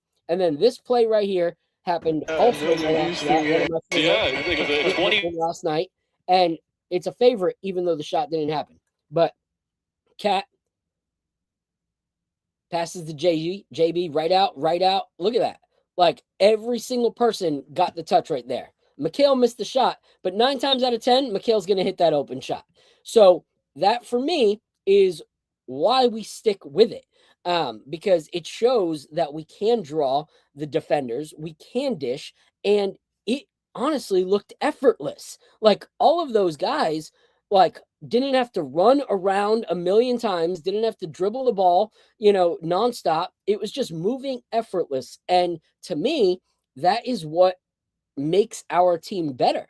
Like, other teams will guard us better, obviously, than they did, but that shows that the concept works. So what was your guys' thoughts when it comes to those plays and seeing Mike Brown's offense actually show up again, as it did early in the season? I'll go to you first, Al. Yeah. Unfortunately, I think this goes right back on Mike Brown. You probably weren't thinking I was going to say that, but he's been saying from the very beginning, his opening press conferences, he wants to get in the paint and spray. get in the paint and spray. And for whatever reason, they have stopped doing that. Yep. Now all of a sudden they do it. So they can do it, right? But that's, to me, that's coaching and leadership. Like, if they're not doing what you're telling them to do, like, this is where coaching kicks in. Like, they can't. And what keeps sticking out in my mind is I don't know if you saw the this interview or this soundbite from Matt Barnes, where he was saying that Mike Brown is too nice and that players don't respect him, and that's how he lost the locker room in I think when he was at the Kings, because players didn't respect him. So I'm starting to get a little bit concerned. Again, I like his philosophy, and we're looking at it, it works, right? But why aren't the guys doing it? Like, this comes back to your coaching style and getting guys to respond to you, right? That's what I think about it. So I understand that in theory, like in a Coach Carter perfect movie where the script is already written, Mike Brown closes the gym and all of a sudden the Knicks show up and, it's great basketball. Okay. But at the end of the day, we live in a very different NBA than we grew up on. Okay.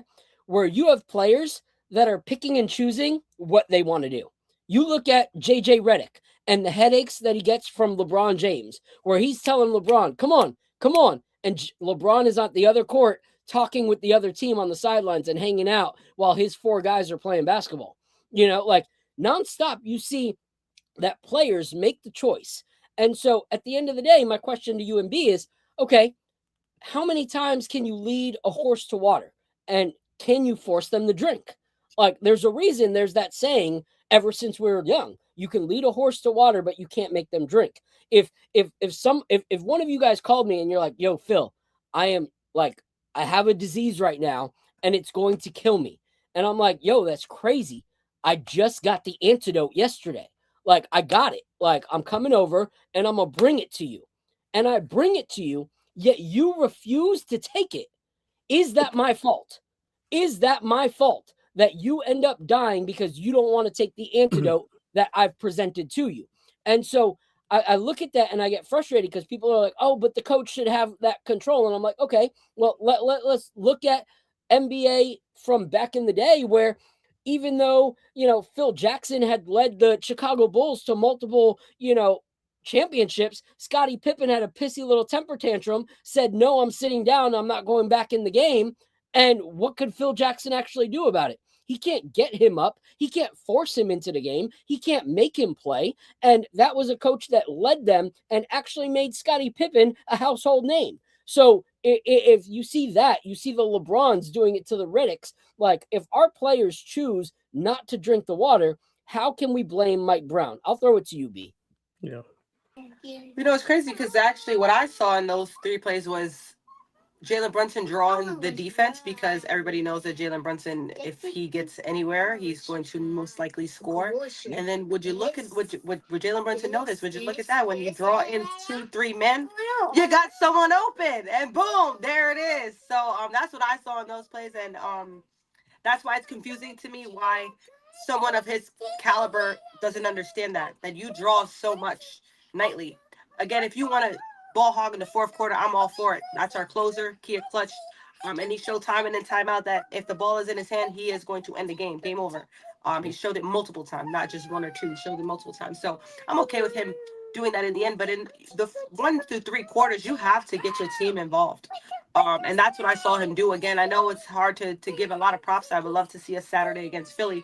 But that's what I saw. That was my biggest thing. So it's confusing to me what actually is occurring. I would love to be a fly on a wall at a practice to see what's really occurring, what's really being said, because that would be the first thing that I would have the conversation with if I was Mike Brown.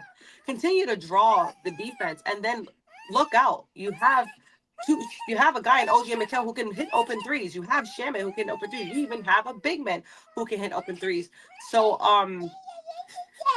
I just wonder where the disconnection is with the coaching and the players, because I think sometimes what's occurring with the coaches, not just Mike Brown, but Tibbs, is sometimes I think that these players want to play their game so much they disregard what the coaching is out, and then the coaching is then putting a philosophy out that isn't so bad, but the players just aren't buying. Yeah. So I wonder if that's still the case till this day, because I think the same thing with Tibbs. Tibbs, actually, the reason why I give him a little bit of credit, because he knew what it was. It's the Jalen Brunson show, and you know what? We're all gonna tune in each and every night. And I don't care if he gets hurt. I don't care if he gets 50. I don't care if he didn't care. He didn't care. He knew that that's what he wanted to do. And Mike Brown wanted to change that a little bit. He wanted to get more people acquired on the offense. So I wonder if Jalen Brunson is a little bit against that, because we see it in some games even now that he's like, oh, we're down 3, I'm going to shoot a 3. Oh, we're down 2, I'm going to go in and get a bucket. And you see him rarely going away from the assist. I'm very big on the point guard being a facilitator first. So to see him to go away from that sometimes, when he could sometimes get 7, 8, 9, 10 assists. But I don't blame him either, because there are times where we blow some shots. But yeah, I just wonder where the disconnection is, where with the coaching, where they put out their philosophy, and then these guys saying, nah, I'm Jalen Brunson, I'm going to do what I want anyway. Yeah. If you want to put a positive spin on it, old habits die hard, right? So it's easy to fall back into your old habits. This is a new system for Jalen Brunson, for the team as a whole. So we could have just been seeing them revert back to old habits. And then hopefully, they're getting back out of that and playing the way that Mike Brown wants them to play. I hope so. And to B's point, you hope that Jalen Brunson sees that this style of play can get him closer to winning a championship. Yeah, this is the way. If you look, Jalen Brunson looks better when this happens, because if an offense has to question if you're going to actually dish or not, they have to defend you, but then they have to run out to somebody that you just dished it to, which means you're now open, because your defender's running now to the guy that you passed it to, and you're going to get the open 3 or the easy midi. And so it actually brought me to my hold up, run it back moment. I saw this tweet today and it cracked me up, because it's true. When Jalen Brunson plays this style of basketball, we are different. And this same page. So this tweet is it's titled, "Hey, what if I started throwing it for that 7-foot athletic guy that's been on my team for 8 years?" Because we saw multiples of those last night. We saw Mitch getting fed the rock. And it was just so funny to me, where it was like, hey, I got this great new idea. There's this 7-foot guy on my team. Maybe if I lob it to him, it'll score. So that was crazy. But let me play these clips for you guys too and talk about them. All right. Because they also were from last night's game, and I think they're very important clips. All right. So this one right here. All right. And I am going to play 22-point game about 3 minutes into the second half. Nets showing some pride. Oh, they should have doubled Brunson there. The ball is moving for the Knicks now. Muscles cloudy out of the way for a right-hand bucket. Easy bucket for Towns. Someone who struggles posting up, especially when smaller defenders come on him, like he always does something weird, or they undercut him and they get it. You catch their defender off guard because you're moving the ball so much, and his defender stepped out a little bit to help out, and now all of a sudden Cat doesn't have to worry about them being a wall there because they're wobbly. It makes Cat more powerful, because even if Cat is a little bit clumsy when it comes to back to the basket, when your defender's not fully on their toes, you have the advantage. So that was huge. And then, just like in the first quarter, the next play after that was followed with this, which was also showing something very telling. So here we go. Not this time from Cloudy. Tricky dig. Pass to Mikhail. Bridges hands to Hart. You see the transition offense for the Knicks working wonders. This is reminiscent. There are times where transition calls for Josh Hart or JB to fully take it down by themselves. Yeah. They have their defender almost beat, but a lot of times it ends up having to slow it down because we're not actually looking at the other people, or the other people aren't cutting. Now we see again OG back to cutting. Like, I think this players only meeting where they all said, we had to do some individual soul Hopefully one searching didn't happen. as a team. Yeah, I was gonna say that didn't happen. That didn't happen according to one guy, and then according to the other, it did.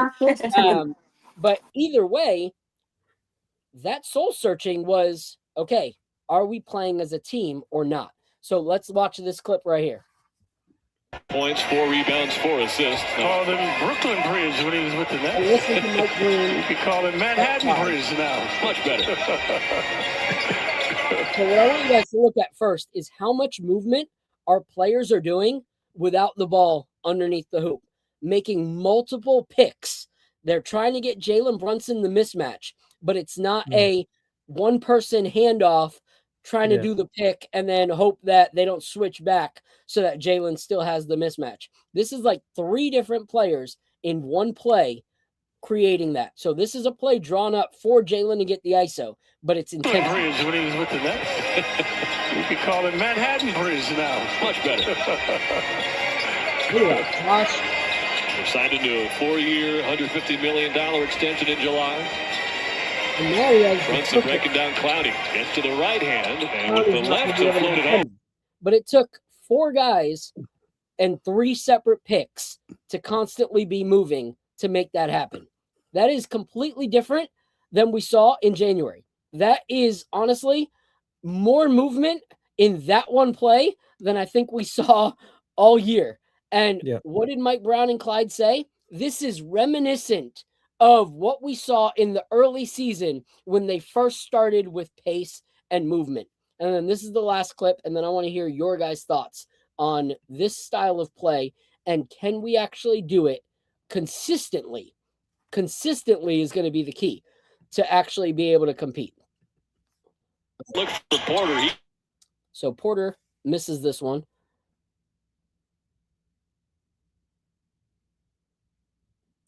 Boom. Easy. All of this happens from being willing to look for one another. That game last night, I rarely saw the Josh Brunson dribble head down nonstop in a game.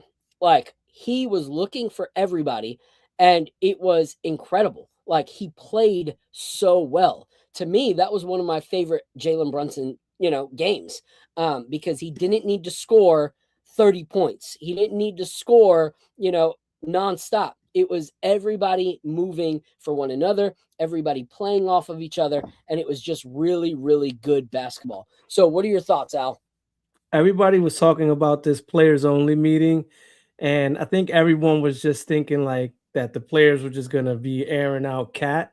But I wonder how many players actually said stuff to Cap, right? To Brunson and told him about himself and him not spraying the ball, and him making the game more difficult than it needs to be.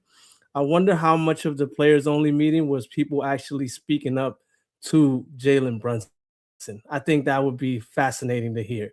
I think you can tell that people did say stuff to him. It wasn't just everything being directed at Cat. I think a lot of it might have been directed at Brunson too. I did have a question. Like, what do you think that having his dad on the coaching staff is part of the reason why he so easily reverts back to like his isocentric ball? Because like if his dad's not telling him to not play that way, if his dad, for all we know, could be telling him, hey man, take that, put the ball in your hands. Like he could be saying contradictory things than what Mike Brown is telling him.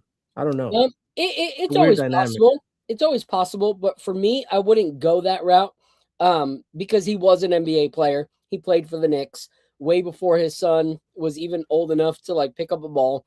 Like he's got pride in playing basketball. And if you think back early in the season, there was that one game where it was actually Rick Brunson who told, Mike Brown, hey, I think we need to run the offense through Cat this game. Like, I think that's our best way to do it. And that's when Mike Brown explored that. So I don't think that's the case. One thing I'll say to Nick Yak, I appreciate your support on the channel, but this is my problem with, some Knick fans is as soon as you critique their favorite player, you realize that they're more a fan of the player than the game. Like, Jalen Brunson is one of my favorite players on the team. That does not mean he is above, accountability. That does not mean you cannot want to call him to more. Like, I'm sorry, if one of the most like selfish scorers of our, Nick fandom that we all love in Carmelo Anthony can say, yo, you got to actually move the rock. Like, I'm sorry. Like, even someone that had a problem moving the rock can call out the player and say, you got to move the rock. Even when Clyde says, hey, JB's got to keep his head up and move the rock. Like, you got to see that it's not an attack on your player. We've talked about every single player this whole episode. Like, no player has not, has had kid gloves on. So why would we do that for Jalen Brunson? Like you heard B, her favorite is Mikal. She's in love with that dude. If Mikal proposed tomorrow, B would be, B Bridges. It is what it is. But she was able to talk about him from a basketball standpoint and even say, if it meant getting Giannis, we need Mikal to trade for Giannis. Like, here's the thing. You got to be loyal to the team and not the player. Yeah. So yes, I am a huge fan of Jalen Brunson. Hello. Like I said early in the episode, bobblehead on my desk, but that does not mean that he's perfect. Okay. The game that he played last night was as close to perfection as I've seen from him. And that's because he got his own, but he was also make the team around him better. Ever since I first picked up a basketball, every single coach told me, don't just make yourself better, make the team better. I don't know why that changes when you become a superstar in the NBA all of a sudden. So I'm not okay with that. What are your thoughts, B? I'm actually on the fence with you and Nick Yak because I do think that Nick's Twitter tends to over-exaggerate when we see a little bit of something more than we usually typically see because now all of a sudden they're acting like Jalen Brunson never threw a lob to Mitch Robinson. Mitch Robinson wasn't very healthy the first 2 seasons of Jalen Brunson on our team. And when he was, I do see him. He's actually one of the very few that does look for Mitch. Mitch is also not an offensive guy, so I don't know many people who are looking for Mitch offensively, which is why, yes, you want to throw the lobs up to get him acquired in the offense, because aside from that, how are you? You're not looking for Mitch in a position to back down and turn around and do the things that we're asking Cat to do in the post. So, and also one thing that I can commend, the season's not over, but since Jalen Brunson has been here, his assists have gone up each and every year. He's not in the low ranges. He's 6-7 assists a game, and there has been over 50, 40 games that I've watched in the Jalen Brunson era where there's games where he could have had 10 plus assists and we blew wide open 3-pointers. We blew shots that I'm just like, bro, he could have had 10 assists today. He could have had 8, 9, 10, 13 assists. And I can see where he goes into Mamba mode. I'm a big Virgo, shout out, and Jalen Brunson's a big Virgo. So I don't like to put that too much into it, but I don't think that he's a guy that you can't sit there and criticize. We are okay with criticism. And he is a guy that seems to be okay with the fact if you go to him and say, this, how can you fix your game a little bit? I think the issue is because we haven't had this stature of superstardom in so long that some people may be scared to say something, but I don't think that people aren't, and he's taking it in a way where he's not hearing it to then apply it. So I don't think I also don't see who can say something to him, because like that's why I was big on Tom Thibodeau, because I don't think he didn't look at, oh, you're Jalen Brunson. He looked at, you're a player and you play on my team. I think Mike Brown does kind of look at like, oh, this is Jalen Brunson. I don't, So I wonder if there is somebody who disregards his superstardom and understands that. That's why, again, I'm a little bit against the Villanova, because they're friends at the end. They're buddies at the end of the day. And sometimes when even my girlfriends are like telling me, I take it with a grain of salt. I'm like, girl, we're going to hockey about this later anyway, whether I do it right or wrong or right. So I wonder how much that goes into male friendships and things of that nature, because I'm not a man and I also am not Jalen Brunson or in the locker room. So again, I'm with Nick Yak a little bit, because I think we do harsh Jalen Brunson a little bit because he scores so much and he's passes so little, but then we disregard the fact that he does still average 6-7 assists. That is, again, this is a new era of basketball. When you look at the assist leader, you have at least 3, 4, 5 big men or small forwards there. You don't have the days where it was Chris Paul, Darren Williams, and all these names there. You have a bunch of forwards or centers there. It's very rare that a guard is, unless it's Luka, and these guys are 6'6", 6'7", or the Shays or the Cades. Those are big guards who are able to. We don't really see small guards being able to facilitate that much, and which is why we have a gift in it. Because if they're not facilitating, it's very rare you do see them average 30 then. So we do got a special thing going on with Jalen Brunson, and I think if it ain't broke, don't fix it. So again, if he is going to be our offensive monster, you take it. I'm not going to go against it and say pass more because you're scoring so much and you're scoring at such an efficient rate and you're winning game for us. No, you keep scoring and you keep doing it, but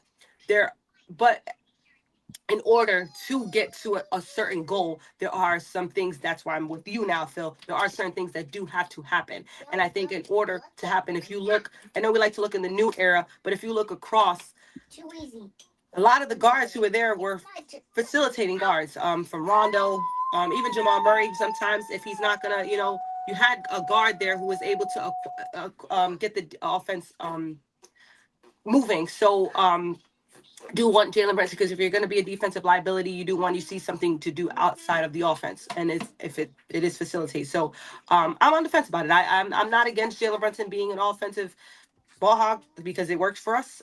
It's worked for us more times than it didn't, but he does have to get, especially when we were struggling, he does have to get guys more involved. Okay, so here's the only way, thing that I'll push back on the whole Jalen Brunson thing. Because yes, he's gotten better. He has time and time again, when it comes to his assists and everything like that. But first, Jalen is one of the few that will admit in post games, hey, I was awful. And, I didn't do this, I didn't do that. And a lot of times it was selfish games. And so if you look, our best 2 months as the Knicks were November and December. Okay. And you were seeing basketball movement. You were seeing Jalen Brunson playing that style of basketball that we hoped for, and dishing the rock and everything like that. And the month where it fell apart, where everyone resulted back into cohesive ball movement, okay, was January.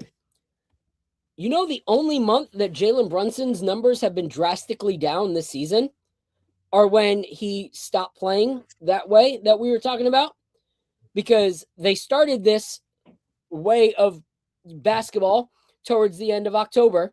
And in October, he was averaging 31 points per game. And in November, he was averaging 27. And then in December was when we saw that those runs that we were going on, he was averaging 30 points per game. And in the month of January, down to 23. Because we went back to predictable offense. We went back to them being able to send 2 big guys on him and lock him down. And come playoff time, that's what guys are going to do. They are going to double team Jalen Brunson nonstop. They are. And regardless of how great of a player he is, okay, you go up against some of the teams that we have not been able to beat, such as the Pistons, such as the Rockets, and OKC. You go up against some of these teams that are a lot bigger, and they're throwing 2 guys that are way taller than him at him. It's going to make a difference in a 7-game series. Yeah. But having what we saw last night, I think 4 out of those 7 videos that I played last night, Jalen Brunson's the one that ended up with the bucket. But the ball moved. He was still the star. He still was the one that had the final touch, still got the final shot up. But he was also the one that was drawing defenders, So a play can start and end with Brunson, but not in a just ISO format. When the ball actually moves this way, it makes it to where Mikal can be an asset because you're afraid of what Jalen Brunson will or will not do. Same with OG. Same with all these guys, So, yes, Jalen Brunson, I want Jalen Brunson to be the star. I want Jalen Brunson to be our captain. I want him to be the bucket getter. But there's a way to do it and a way not to do it. And the way that has been a winning formula for him is to not revert to the old Tom Thibodeau, Jalen Brunson way. The numbers are in his actual stats. His worst month is the month that we've all said it's been the stagnant offense that we hated last year. Like, that's his worst month. So the best way for us to win, all 5 guys need to be dangerous. That includes Mitch, who's not an offensive weapon, but guess what? If he's rolling downhill, he can catch that lob. He's dangerous. We need all 5 guys to be dangerous for us to win a chip. Yep. And you saw what Mitch was able to do last night. You know, like when you get somebody involved, they don't have to be the pivotal star of it, but you saw the joy in Mitch's face on the sidelines. You saw the joy and willingness for him to put in the effort to run down the court. Like that alley-oop, he ran. As soon as he saw Jalen Brunson start running, he freaking trekked down with his clumsy, like, big old clown feet and got down there and, you know, was willing to go and get that bucket. And so you involve your players in that and you get to thrive, and so do they. And that's what I'm talking about. I'm not saying take away from Jalen, make him less, but we got to see in 16 minutes, Mitch put up 7 points, but also do what he does rebound wise, defensively, you know. And so I want it to be, you know, that we see that with Jalen, and that's fine. Like I see Nick, I'm not afraid of what Jalen is going to do. That's fine. You don't have to be, but if the defense is not afraid of it either, then that's a concern. If their defense is not on their toes with Jalen Brunson and they can clamp him down because they can use the height to their advantage or the double team to their advantage, why do we want to limit what Jalen Brunson can do when he's got such a bag? Like, he's got such a bag that he can move off ball and get an easy shot so that by the fourth quarter, he's not banged up from forced shots. Like, I just don't understand why we would make it harder for our star and limit the activity of the other guys. Because when Jalen Brunson is involving everybody, everybody is on their toes and willing and ready to contribute. But when they feel like it's just going to be ISO after ISO, and then they get the ball, they haven't gotten the ball in the last 6 minutes. No, they're not ready. You know, they're kind of out of their element. So that's my thought on that. Nick, you know, I appreciate you. I don't have to agree with you, but that's part of the beauty of this. So trade deadline's coming up. To me, like I said, I'm not going to celebrate that Nets win. I want to see what happens on Saturday. If we can play like that against a rising a rising 76ers team, then I'll be happy. That to me is kind of the test. So what are your guys' thoughts on this upcoming big game? And then we'll close with a little bit of trade deadline. Before I get into it, I did want to ask, do we want to do our next pour? Oh, yeah. Let's go into the mid-winners. Okay. So the last game that we played against Philly, I was super pissed off. And again, I was pissed off at Mike Brown because Joel Embiid is a shell of himself, right? The dude can't move. That game that he played against us, he could barely jump and get above the rim. And I swear, and then Philly constantly put Cat and Brunson in action and pick and rolls and was just hunting them. I didn't see us put Embiid in any pick and rolls, man. I want to see us spam Embiid pick and rolls all game on Saturday. Make him work. That dude is not playing any defense, I promise you. I want to see us attack him all night. That's the only thing I'm looking for. If we do that, I guarantee you we beat them. Yeah. What are your thoughts, B? By the way, Mitch had how much was that his career high, 21 points, or has he ever hit 21 points against Phil? I've never seen Mitch score 21 points live, at least. So. Me either. To me, it was a career high for me to watch that. So he actually, he's been looked at a lot this season. Again, that's why I don't want to look too much at Jalen Brunson. I think we're getting him involved because he's actually being healthy. So I did, before I get into the Sixers game, we can't ask for something and then when we get it, be upset about it. He asked for us to make sure Mitch is available this season and not get hurt. And Mitch has not gotten hurt this year. Why? Because we have a coach who's actually making sure that does not happen by playing him and having a minutes restriction on him this season. Because when we do need Mitch, it would be in the playoffs. So I like the consideration that Mike Brown has on Mitch for that purpose, and then not playing him in back-to-backs and things of that nature. So I'm not mad that Mitch isn't playing as much. He's not playing as much not because he's incapable. He's playing because Mike Brown understands that how much we need him during the playoffs. So this goes into the Philadelphia. Tyrese Maxey's a problem. He has his first All-Star nod starting this year, and it's for good reason. And it's because, again, I stated in the Nick of Time show last night, sweetheart. I stated in the Nick of show shine last night was he scored 30 plus against us, and I know the scores might look really, really crazy. Sweetheart, when we I'm not even touching you. She's acting like Joel Embiid. I'm not even touching her. Like, no, relax. I know when I know the scores look a little bit crazy, but if we at least take 10, 15 points off of Maxey, even a couple points off of VJ and stuff like that, there's the game. And then we hit our free throws, and then we have other people involved. So I'm looking for how we're gonna contain Tyrese Maxey. He's been a problem all season. And we have two people that I think are fully capable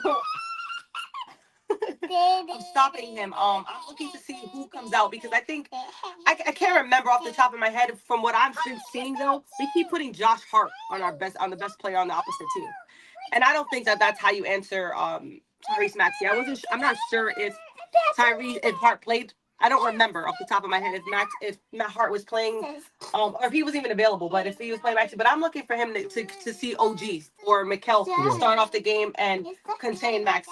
So that's what I'm looking for. I think that's really the biggest answer for how we beat Philly. Yes, they got a great rookie. I think overall they have a great team. But it's not your bedtime. You're acting like it. I think overall they have a great team. But I think the biggest issue is the fact that we cannot contain Tyrese Maxey, and I'm looking to see how we come out against it. Yeah. And, there's a lot of people that believe that, Tyrese Maxey is the superior player between him and Jalen Brunson. And there's a lot of people in the fan base of the Sixers that believe that Tyrese Maxey believes that he's the better player out of him and Jalen Brunson. And so wanting to see that matchup is going to be huge. But for me, I want to see that ball movement. I also want to see the assertiveness that we saw in Cat. Can we do it against a team that is actually a contender? A team that we might actually see in the playoffs. That is my test for this moving forward, is how do we fare against the teams that, we might actually have to play when it comes to that. But let's talk real quick about this trade deadline. There's a lot of rumors. There were trade talks nonstop that we were for sure looking to trade Cat. And then there were trade rumors that we weren't taking any calls for Cat. So I don't want to focus on the Cat thing too much, because we don't know if any of that is true or not. I will give Lee Escobedo a shout out to my guy Lee, because he created, a tweet with some, well thought out trade scenarios of what could or couldn't have happened. And some people were crucifying him in the comments, and it just showed me that they don't look at the whole picture of things. They just go off the emotion right now of like, oh, we're trading a $50 million star in Karl Anthony Towns. We need to be getting a $50 million star in return. Well, you can only get what's actually available to you. And if that's not even available to you, like, what you want doesn't really matter. So one tweet that I saw that people were giving him a hard time about was a tweet that was, I think it was Dadier and Towns, it was someone in Towns. It was either Dadier and Towns or, Yabu and Towns, something like that. Are you talking about the Orlando trade? Yeah. For Goga, and Wendell Carter Jr. and Jalen Suggs. And you can tell that the person that replied to him talking about how he was an idiot, moron, this, that, and whatever, really didn't understand what they were talking about. Because when you break down that trade, that actually was one of the ones that actually made the most sense to me. Not because it's your initial return on investment that you're looking at there, but the fact that, like, when you trade for Wendell Carter Jr. and for Jalen Suggs, first you get a beast of a defender on the guard position in Jalen Suggs. And that helps us because we struggle defending guards. And with Jalen Brunson being a liability defensively, now you bring in a guard next to him that can actually hold down the top of the key defensively, which means that our wings don't have to constantly be coming out to guard when a guard is shooting. You know, they don't have to come on help defense because he would be there. Wendell Carter Jr. would also fill that position. But one of the biggest things in that trade is Goga. And the reason is that we may all be part of the no trade Mitch like hashtag, but that does not mean Mitch doesn't walk. Like, at the end of the day, if Mitch asks for a bag that we can't give him, like, we can't control that. So having Goga as a backup for that possibility of Mitch going, then we at least have another center who puts up good numbers. But also, it gives us two contracts that we can then trade away in the summer if it doesn't work out. It's harder to move a $52 million Karl Anthony Towns as opposed to moving that number broken down in two players of Jalen Suggs and Wendell Carter Jr. So it makes the movement, if it looks like, let's say we get destroyed these next 3 games, and it looks like, hey, this is not going to happen. You know, like, and we decide that we're going to make a trade before the deadline, and there is no Giannis available. We have to think not just this season, but what are our options over the summer with these contracts? And so that's why I, gave a shout out to Lee for at least logically thinking through what things could be. But I want to talk about the ones that are more realistic. All right. And I'll throw it to you guys on your guys' thoughts of this. Yabu's not working out. Like, I love that he constantly is posting every single game about Go Team on his Twitter and all that stuff, but it's just not working out in any way, shape, or form. So what do you guys think about some of these smaller trade options that are on the table, such as Jose Alvarado, such as what are some of the others that have been thrown out there for us? B, what based off of the ones you've heard? Najee Marshall. Yeah, just had Najee 30 tonight, by the way. Yeah. What are your thoughts on any of those trades? Like, are they worth making? That again, I'm gonna stick to that.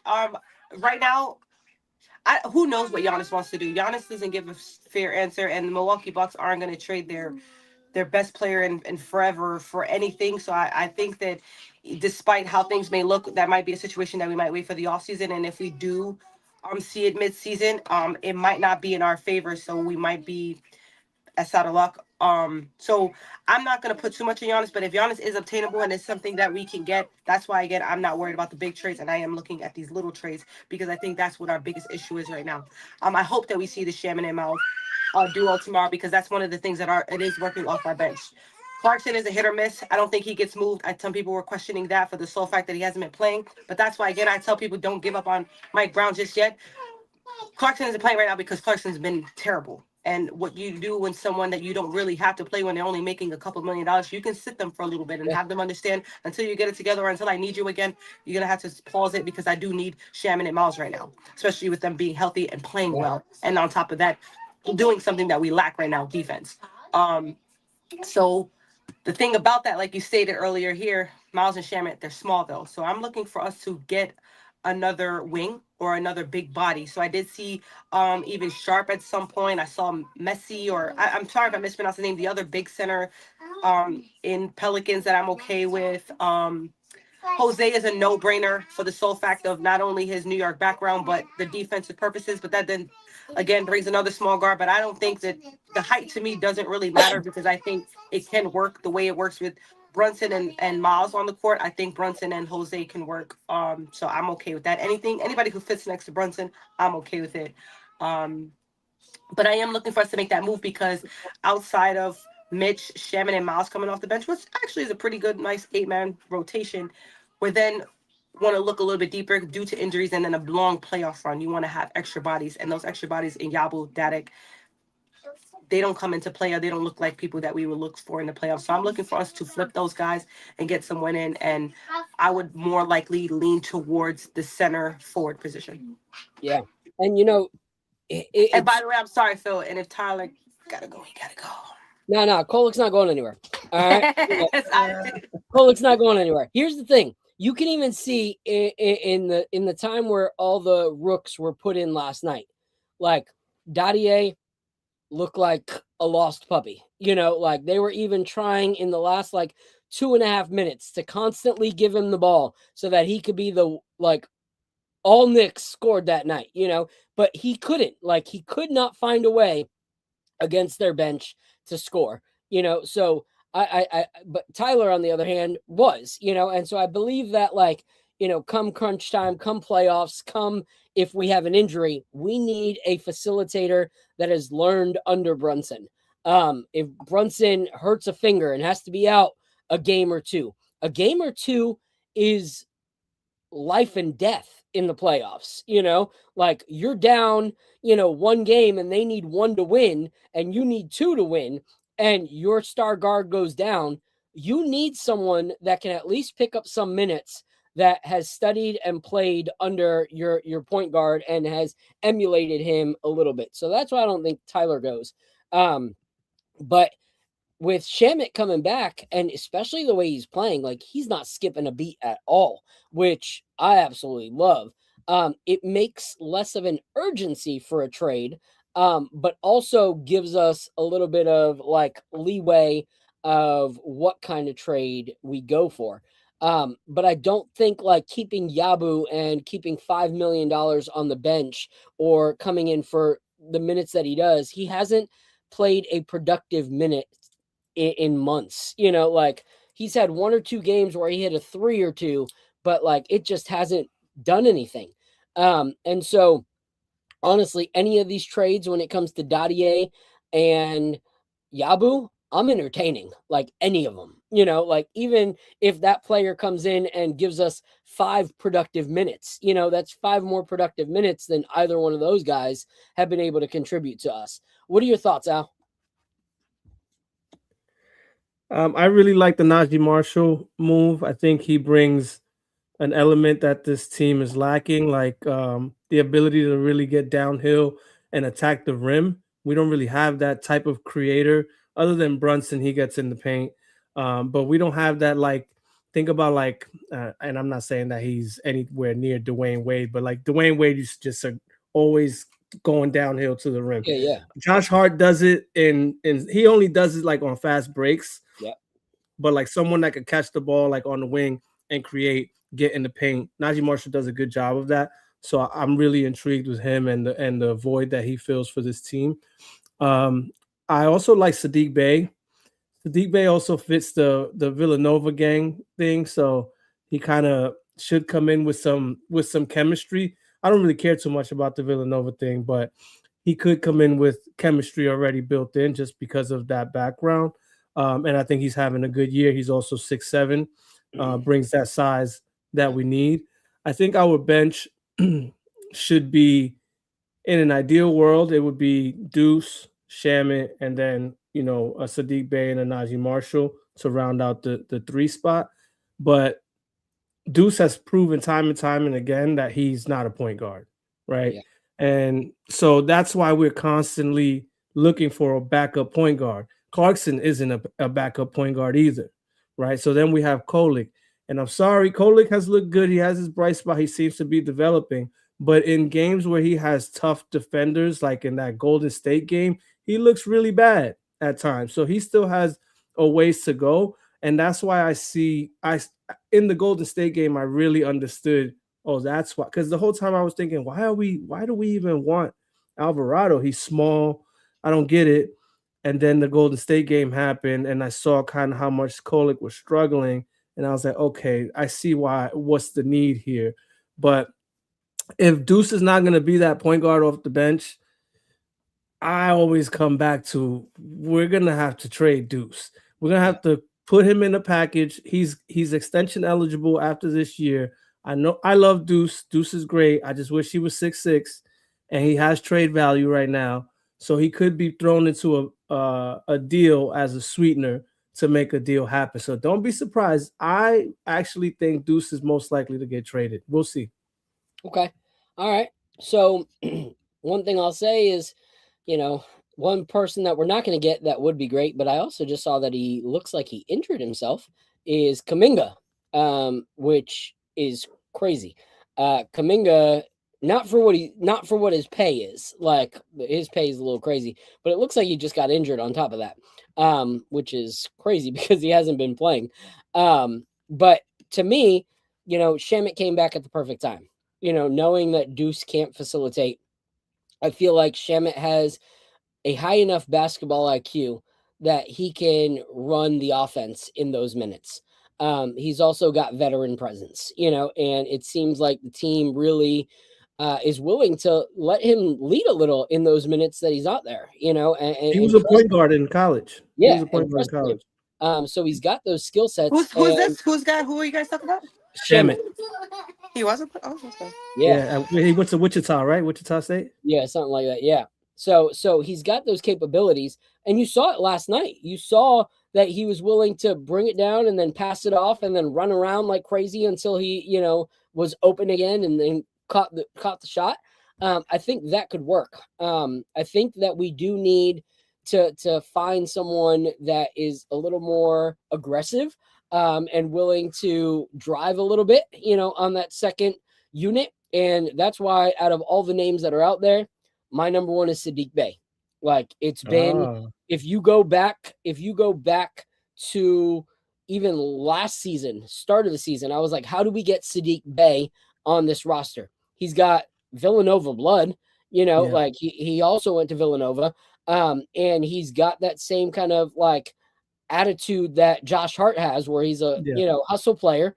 But he's also a little bit of an enforcer. And we don't really have that. We don't really have someone that, in tough moments will step up to the plate. And I think Saddiq Bey could be that guy. So, Al, let's grab our last pour real quick on this last topic. This will be the Prisoner Share from High West. This one is one of mine and my wife's favorites. This one comes in at 102 proof. And what we love about this one is it's a blend that was finished in wine barrels. So it gets that unique little flavor from the wine barrel. And if you like wine and you haven't had the Prisoner, highly recommend the Prisoner. It is an awesome, awesome wine. And I don't even like red wine, but this has just the good things about red wine, which are the little bit of flavors. So I love that. Okay, so let's talk last topic of the night is a win or a loss on Saturday. We have 2 days off. We got time to rest, time to think things over. And I know it's easy to just throw up the W because we want to win. But the Sixers are even looking better than we played them last time. Yeah. When we actually just got a big win on against Houston tonight too. Yeah, I was just going to talk about that. Joel Embiid looked like a shell of himself when we played them last time. Okay, Joel Embiid against a Houston Rockets team full of length and full of like aggressive defenders. Joel Embiid's numbers were quite impressive tonight. 32 points, 15 rebounds, and 10 assists. That's crazy numbers. That's like old Joel Embiid numbers. Like that was a crazy game for her. Salute. Appreciate you being here. Thank you to the 215 plus of you that are still rocking with us after all this time. We're just getting ready to close down with what we think about, this last few moments and the game tomorrow. But I'll throw it to you guys, and then I'll give my take. So go for it, Al. I'm gonna go ahead and say W. I want to see the Knicks spam Embiid, make him work all night. I don't care what numbers he's putting up. I want to see him work all night and see if by the fourth quarter he's gassed. And then I want to see that same defensive effort that we had against the Nets, put that same effort against Philly. This is an important game. This is a division game, and they already beat us. So we have to get up for this game. And then when we win, I want us to dance on their home floor the way that Embiid danced at the Garden, because I did not like that at all. All right. What about you, B? I say dub because I think we have a little bit of momentum again. And I do see us bringing that into the Philly game. And the biggest thing with the last two games that we played, not going to take away from the Sixers, but we weren't at full health. I know it's hard to say that when we were again, the game against the Mavs was tough, but that was the first game back at full health after a large slump. And I don't think the momentum was behind us. So I think after a nice little player meeting or whatever they wanted to call it, a little huddle, little chit chat, whatever it was, I think after that, and then pouncing on getting a nice little get back and then getting us back into the win column was major for us. I'm glad that we had a Nets team right before a Philly team, because I think again the momentum's a little high again, and I think because we're healthy, we're going to be able to use it to our advantage. I think we're going to be able to the lineup's going to be a little bit better. Again, we had to rely heavily on Clarkson. In those games, we didn't have Shamit both those games. I believe one of the games Hart wasn't available either. Can't remember off the top of my head, but we just didn't have the full roster. So I think with the full roster and the momentum in our favor again, we come out with a dub. Yeah, I hope so. My whole thing is like, too many times I've seen where we win a game and we go in thinking, oh, we won that game so well, that we don't come in with that same aggression and that same, determination. And I'm scared for that, like I would love to see that. But I personally have been watching Karl Anthony Towns get into foul trouble with 4 offensive fouls. And we know how he is as a defender against aggressive bigs. When he played against Embiid last time, Embiid was not mobile. Embiid was a little slow at the hoop, wasn't putting up numbers. So I'm worried that you had the 4 offensive fouls of Karl Anthony Towns mixed with an aggressive Joel Embiid. We'd be lucky to see aggressive. Did you say aggressive or flopping bigs? It doesn't matter. It doesn't matter what you want to call it. You know that if he shows a little bit of aggression, his whistle will be there. I hate his whistle. You get 4 fouls. Some people hate Brunson's whistle. It is what it is. Everyone's got their own opinion. But truth is truth that you get 4 offensive fouls and any kind of aggression from Embiid, which leads to a whistle. And we'd be lucky to see Karl Anthony Towns get minutes in 3 quarters, without being fouled out, So my concern is that I hope we get the W. Not sure if we will, but my question to end with you guys is, if we don't, okay, let's say we don't get the W. Let's say, how many games until we hit the red button? We got 14 days till the trade deadline. Like, how many games do we go, oh crap, all right, this is an issue? I think if we play the way that we played against Brooklyn, that shouldn't be an issue if we play that style of basketball. But I don't know if we're going to see that again, or is it going to disappear again? Like, when do you guys put the whistle down? I think we already hit the red button. So I don't think that there's any more big losses we can take and sit and say, oh, it's just another loss. We lost. I think 15 games, we lost 10 of them. After And win the Miami NBA stuff. have 11 before Yeah. Brooklyn. So I think another loss again would be difficult to obtain. And by the way, I did double check. We didn't have Miles and Shamet the one game, and then the other game we didn't have Hart and Shamet. So those are big pieces to be missing against the Sixers team. So that's why again I want to put in consideration with these guys back. It could be a different story, but we'll see. But I think did we they already have anyone missing? Did they have anyone missing those games? Of course, Joel Embiid didn't play the first game. Okay. Yep. Nor did no, Paul George played the first game. He actually played both games. But Joel Embiid was the big one. Just Joel Embiid and VJ. Yeah, Joel Embiid, and then they decided not to play. No, they played Grimes both games. It was just Joel Embiid. Okay. Which is a big piece for them. So yeah, for sure. Yeah. But both games they won with Joel or without Joel. But Paul George played both games though. Okay. And they had VJ and they had Therese and they had all the other guys. Yeah. But yes, we didn't have Miles and Shamet the one game, or we didn't have Hart and Shamet the other game. So, but I think we already hit the red button. I sure did. I did it after the Mavs game because that was something where I was like, this doesn't seem like talent. It seems like a mentality thing. And again, like you said, we could keep bringing the talent over, but if the talent does not want to work hard or want to win, what can we possibly do? So I'm looking to not only see, like, this is a game where it just doesn't turn out in our favor. Because I think sometimes when we look at losses, we don't see how the losses are about, which is why, again, I hit the red button because how we were losing throughout these few games it wasn't the fact that we were playing hard and it was some bad calls or some bad shots or the fact that we were dealing with injuries. It was the fact that we mentally looked out of it. We had guys just not playing hard. There was a lack of effort. There was silly, stupid fouls. There was silly turnovers. There were bad shot selection. It was a mixture of a lot of things that then led to the fact that we were losing too. So if we take some of that momentum into this game and it's a hard fought, we played good defense, some shots just aren't falling and, some foul calls are just into their favor and we lose by a couple points and things. I will slow down just a little bit, but I wouldn't accept a low effort game again. And then on top of a loss. So that's where I want to see how we come out. I think that's most important. But to me, I already hit the red button.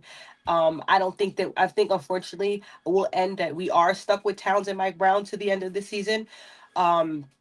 And it's not because I would like that. I think it's just the reality. I think the same situation with a lot of players that just end up being stuck. I think we're in the same boat with some teams where I think we want to get the most that we can out of Karl Towns. And I think because he's been playing so bad, his value is very low. And if we flip it over, I know some of the trades are nice and they may seem ideal, but I don't think that that's what other teams are willing to give us for Karl Towns because he's been playing so shitty.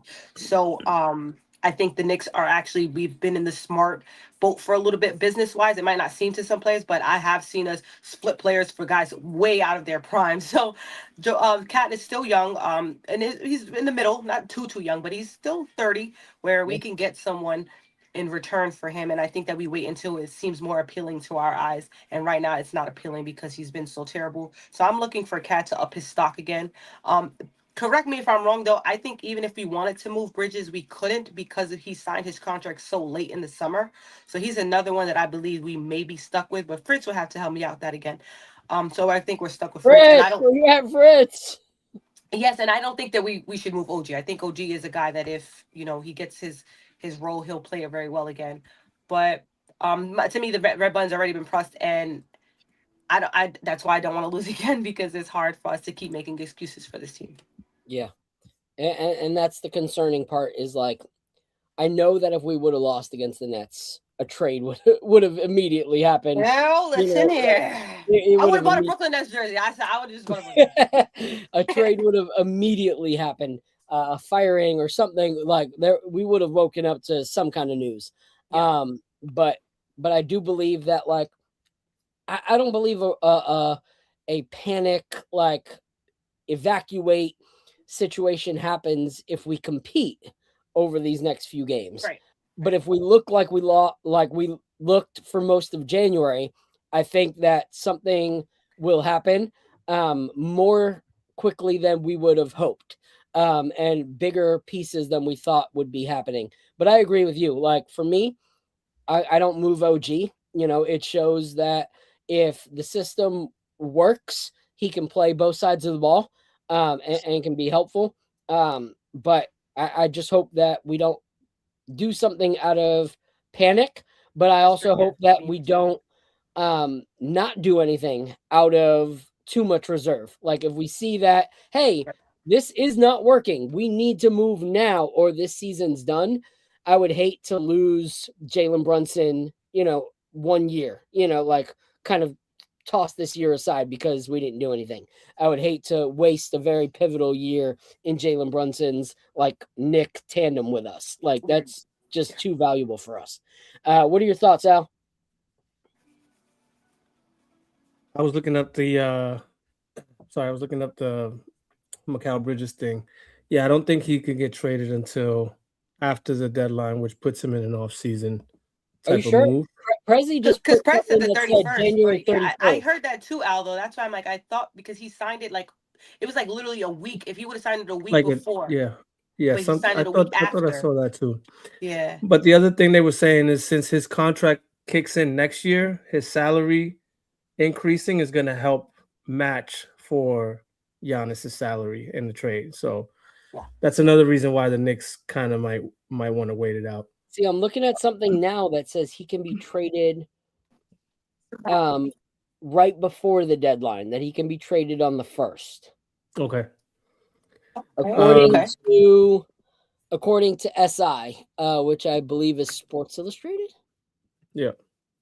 So then I stand corrected. What I was gonna say about the Philly game, if we lose, I wouldn't be surprised. But then again, also, I mean, any given night in the NBA, you can lose, right? So, but it's the manner in which you lose, which is what B was talking about earlier. So if we come out here playing the way we played against the Mavs with no effort and just completely disconnected and disjointed, I would sound the alarm immediately, right? Because we're reverting back. Like we obviously didn't learn the lesson. And what's to make us think that the next game is going to be any different? That's how I was. That's even how I went into the Nets game, right? I was just like, man, I believe it when I see it, right? So you can lose any night if we lose, but with good effort, I can live with that. If we lose the way we played against the Mavs, I can't live with that, and I would want changes to be made pretty expeditiously. Yeah. And I'm looking at today's game, man. These numbers are kind of crazy from the 76ers game, because it showed that even with the thing that we're talking about with Houston and teams like that, with their length and their height and their defense, Joel Embiid had 36. 32. Tyrese Maxey still had 36 points. Oh boy. And yeah, that's a two-headed monster. Yeah. Three-headed monster loading with VJ. 26. Kelly Oubre Jr. VJ killed this last game too. VJ's the one that and in the end of the game too, it wasn't even But VJ didn't do anything. He had 9 points tonight because he doesn't need to do anything. Kelly Oubre Jr. had 26 freaking points. Like Kelly Oubre, it's gonna be a tough game. It's gonna be a tough game. Kelly Oubre, Kelly didn't play against Kelly us. Oubre didn't play against Kelly, us. Kelly was injured. I was looking for it. Yeah, okay. Kelly was injured the last 2 games. And he plays tough against us too. Yeah. What? Oh, he loves playing in the Garden. Yeah, he loves playing us. Loves it. He's Which guy is that why I always wanted him in the Garden. I wanted him to be a Knick because he plays so freaking good at the Garden. But anyway, any final thoughts, guys, before we head out? No. We just gotta. I want to see us make a trade. I want to see us make a trade. Let's see. Any trade, even if it's not a major one, just something to just be gone at least. Shake up. Yeah, just to shake it up. Get rid of some people that we won't see realistically picking up for us in the playoffs, because I still think that we can make a long playoff run healthy. And that's why I would like to see a healthy team to see how we're going to go forward. Yeah, and that's the thing is like so many people you see on Twitter with Leon Rose like sleeping, and they'll be like, "Oh, Leon, here we go again in trade deadline." Like. He's not a guy that talks too much, so that's why I try to tell people like I like how he know what moves. Leon Rose does. Yeah. He's never shown us what he does. He's a guy that he's a poker face, and then boom, there it goes. Yeah, there you go. I like that. That's the thing is like I don't want to ever feed that narrative. So like Yabu's the obvious. You gotta get him off our team. And honestly, like he's such a good guy. I want him to go to a team that actually works. That doesn't need to play fast and is still being successful and can use his skill sets, because he can still play, just doesn't work in what we're trying to do at all. It's a horrible fit, horrible signing for Leon Rose. So hopefully he makes up for that. Someone just came in and said "Cat for Zion," like that's a whole other conversation. I just want to clarify, when I said I want to see us make a trade, it's one of those margin trades. I don't think we're gonna make a big like a hard for Cam blockbuster Reddish type trade. Yeah, one of those bad boys. Yeah. Yeah. And even what we did last year, where we brought in Dylan Wright and PJ Tucker, that was it didn't seem like anything, but those were guys later on that really helped us, and not only our locker room, but Dylan Wright had some good games. And that's why I want Sadiq Bey. But anyway, shout out to High West Whiskey for these amazing pours, this Noble Share, this Prisoner Share, and this Midwinter's Night Dram. You got to share me that wine. I like wine. You got to show me which one was Yes, Bora. That's the Prisoner Share. That's this one right here. If you want, B, just shoot me a text with your address, and I'll send you a sample. And I'll send you a sample of it. Give it a go. But shout out to them. I'm putting the link for them in the chat so that you guys can support them. Shout out to DJ McHale also for being on the show. That dude was awesome. Him and I, we're texting, and he's like, "Bro, I loved it. Like, I definitely want to be back as much as I can. Like, I had so much fun." So support him, support his crew and what they're doing, because their music's freaking fire. Really good guys. And shout out to Apollo. It was his birthday yesterday. Happy birthday. He was not here. So shout out to Apollo. We appreciate you so much. Last thing, Al, what was your favorite out of the four? I'm going to go with the Casa. The Casa Noble? All right. Casa Noble, number 2? Number 2, I like the Dram. All right. Midwinter's Dram. Yep. It's a good one, right? Which is why I told you, like, every scene and every act is completely different. Never, choose whether you like it or not based off of the others. So my favorite 2 were the Burai and the Prisoner Share, but Noble is one of the most unique bottles in my collection. I absolutely love it. That's a great one to share for the winter. But I appreciate both of you. B, let everyone know where they can find you, because like I said, I love connecting with you. I love what you do. It's such a blessing to have you on this episode. So tell people where they can find you. Well, one, Phil, I appreciate you tremendously. You're one of my very few supporters, but you've definitely always come through and support. So if you don't see me at the KOT, I'm going to try to come through here again with Phil, but I'm always on Twitter talking Sporty Spice. That's SPORTY SPICCE. All right. And Al, welcome to the KOT family, baby. Let's go. Thank you. See, we need to do that on the next. Get another person on the team. Yep. So I'm excited. Let super them know where excited they to be can here. find you. You can find me at Semiauto155 on Twitter. I also have my own podcast called Nick Life Crisis. You can find it on YouTube. Basically, 2 40-year-old guys talking about dad life and the Knicks. So check it out when you get a chance. Really appreciate any support on that. I love it. Thank you all, the 230 or whatever of you guys that are still rocking with us right now at 10:45 at night. We appreciate you guys so much. Please, if you don't rock with me, still rock with the channel. Like, everybody on that channel is worth highlighting, from Sporty Spice right down there to my brother, the Latin assassin, Lee Escobedo, to Jay Ellis, who's the one that started this platform, to Ryan G, who may sound very chill when he gives his takes, but it's nothing but knowledge, to my guy Fritz, who honestly, if it wasn't for him, I wouldn't know what we could pay for and what we can't, because don't ask me about numbers. That's not my jam. Shout out to our girl Ebony, one of the best in the game to do it. So shout out to every single person on the KOT family. Shout out to my brother Apollo. And until next time, God bless. Drink responsibly. If you drink, do not drive. Take care of people. Drink your water. Refresh. Thank you to High West for the episode. And until next week, deuces. Adios. Let's go, Nick. This is the moment we waited for. Everything you want is right here. We gon' give them what they came for. We gon' take it up from last year. Shoot 'em a shot, boy, I'm long range. Me and the team on the same thing. Stayed down, never switched up. Only thing changed was the game. I'm in the zone now. Nothing can change what we on now. now. When I pull up, know it's going down. Foot on the gas, ain't no slowing down. Aiming for greatness.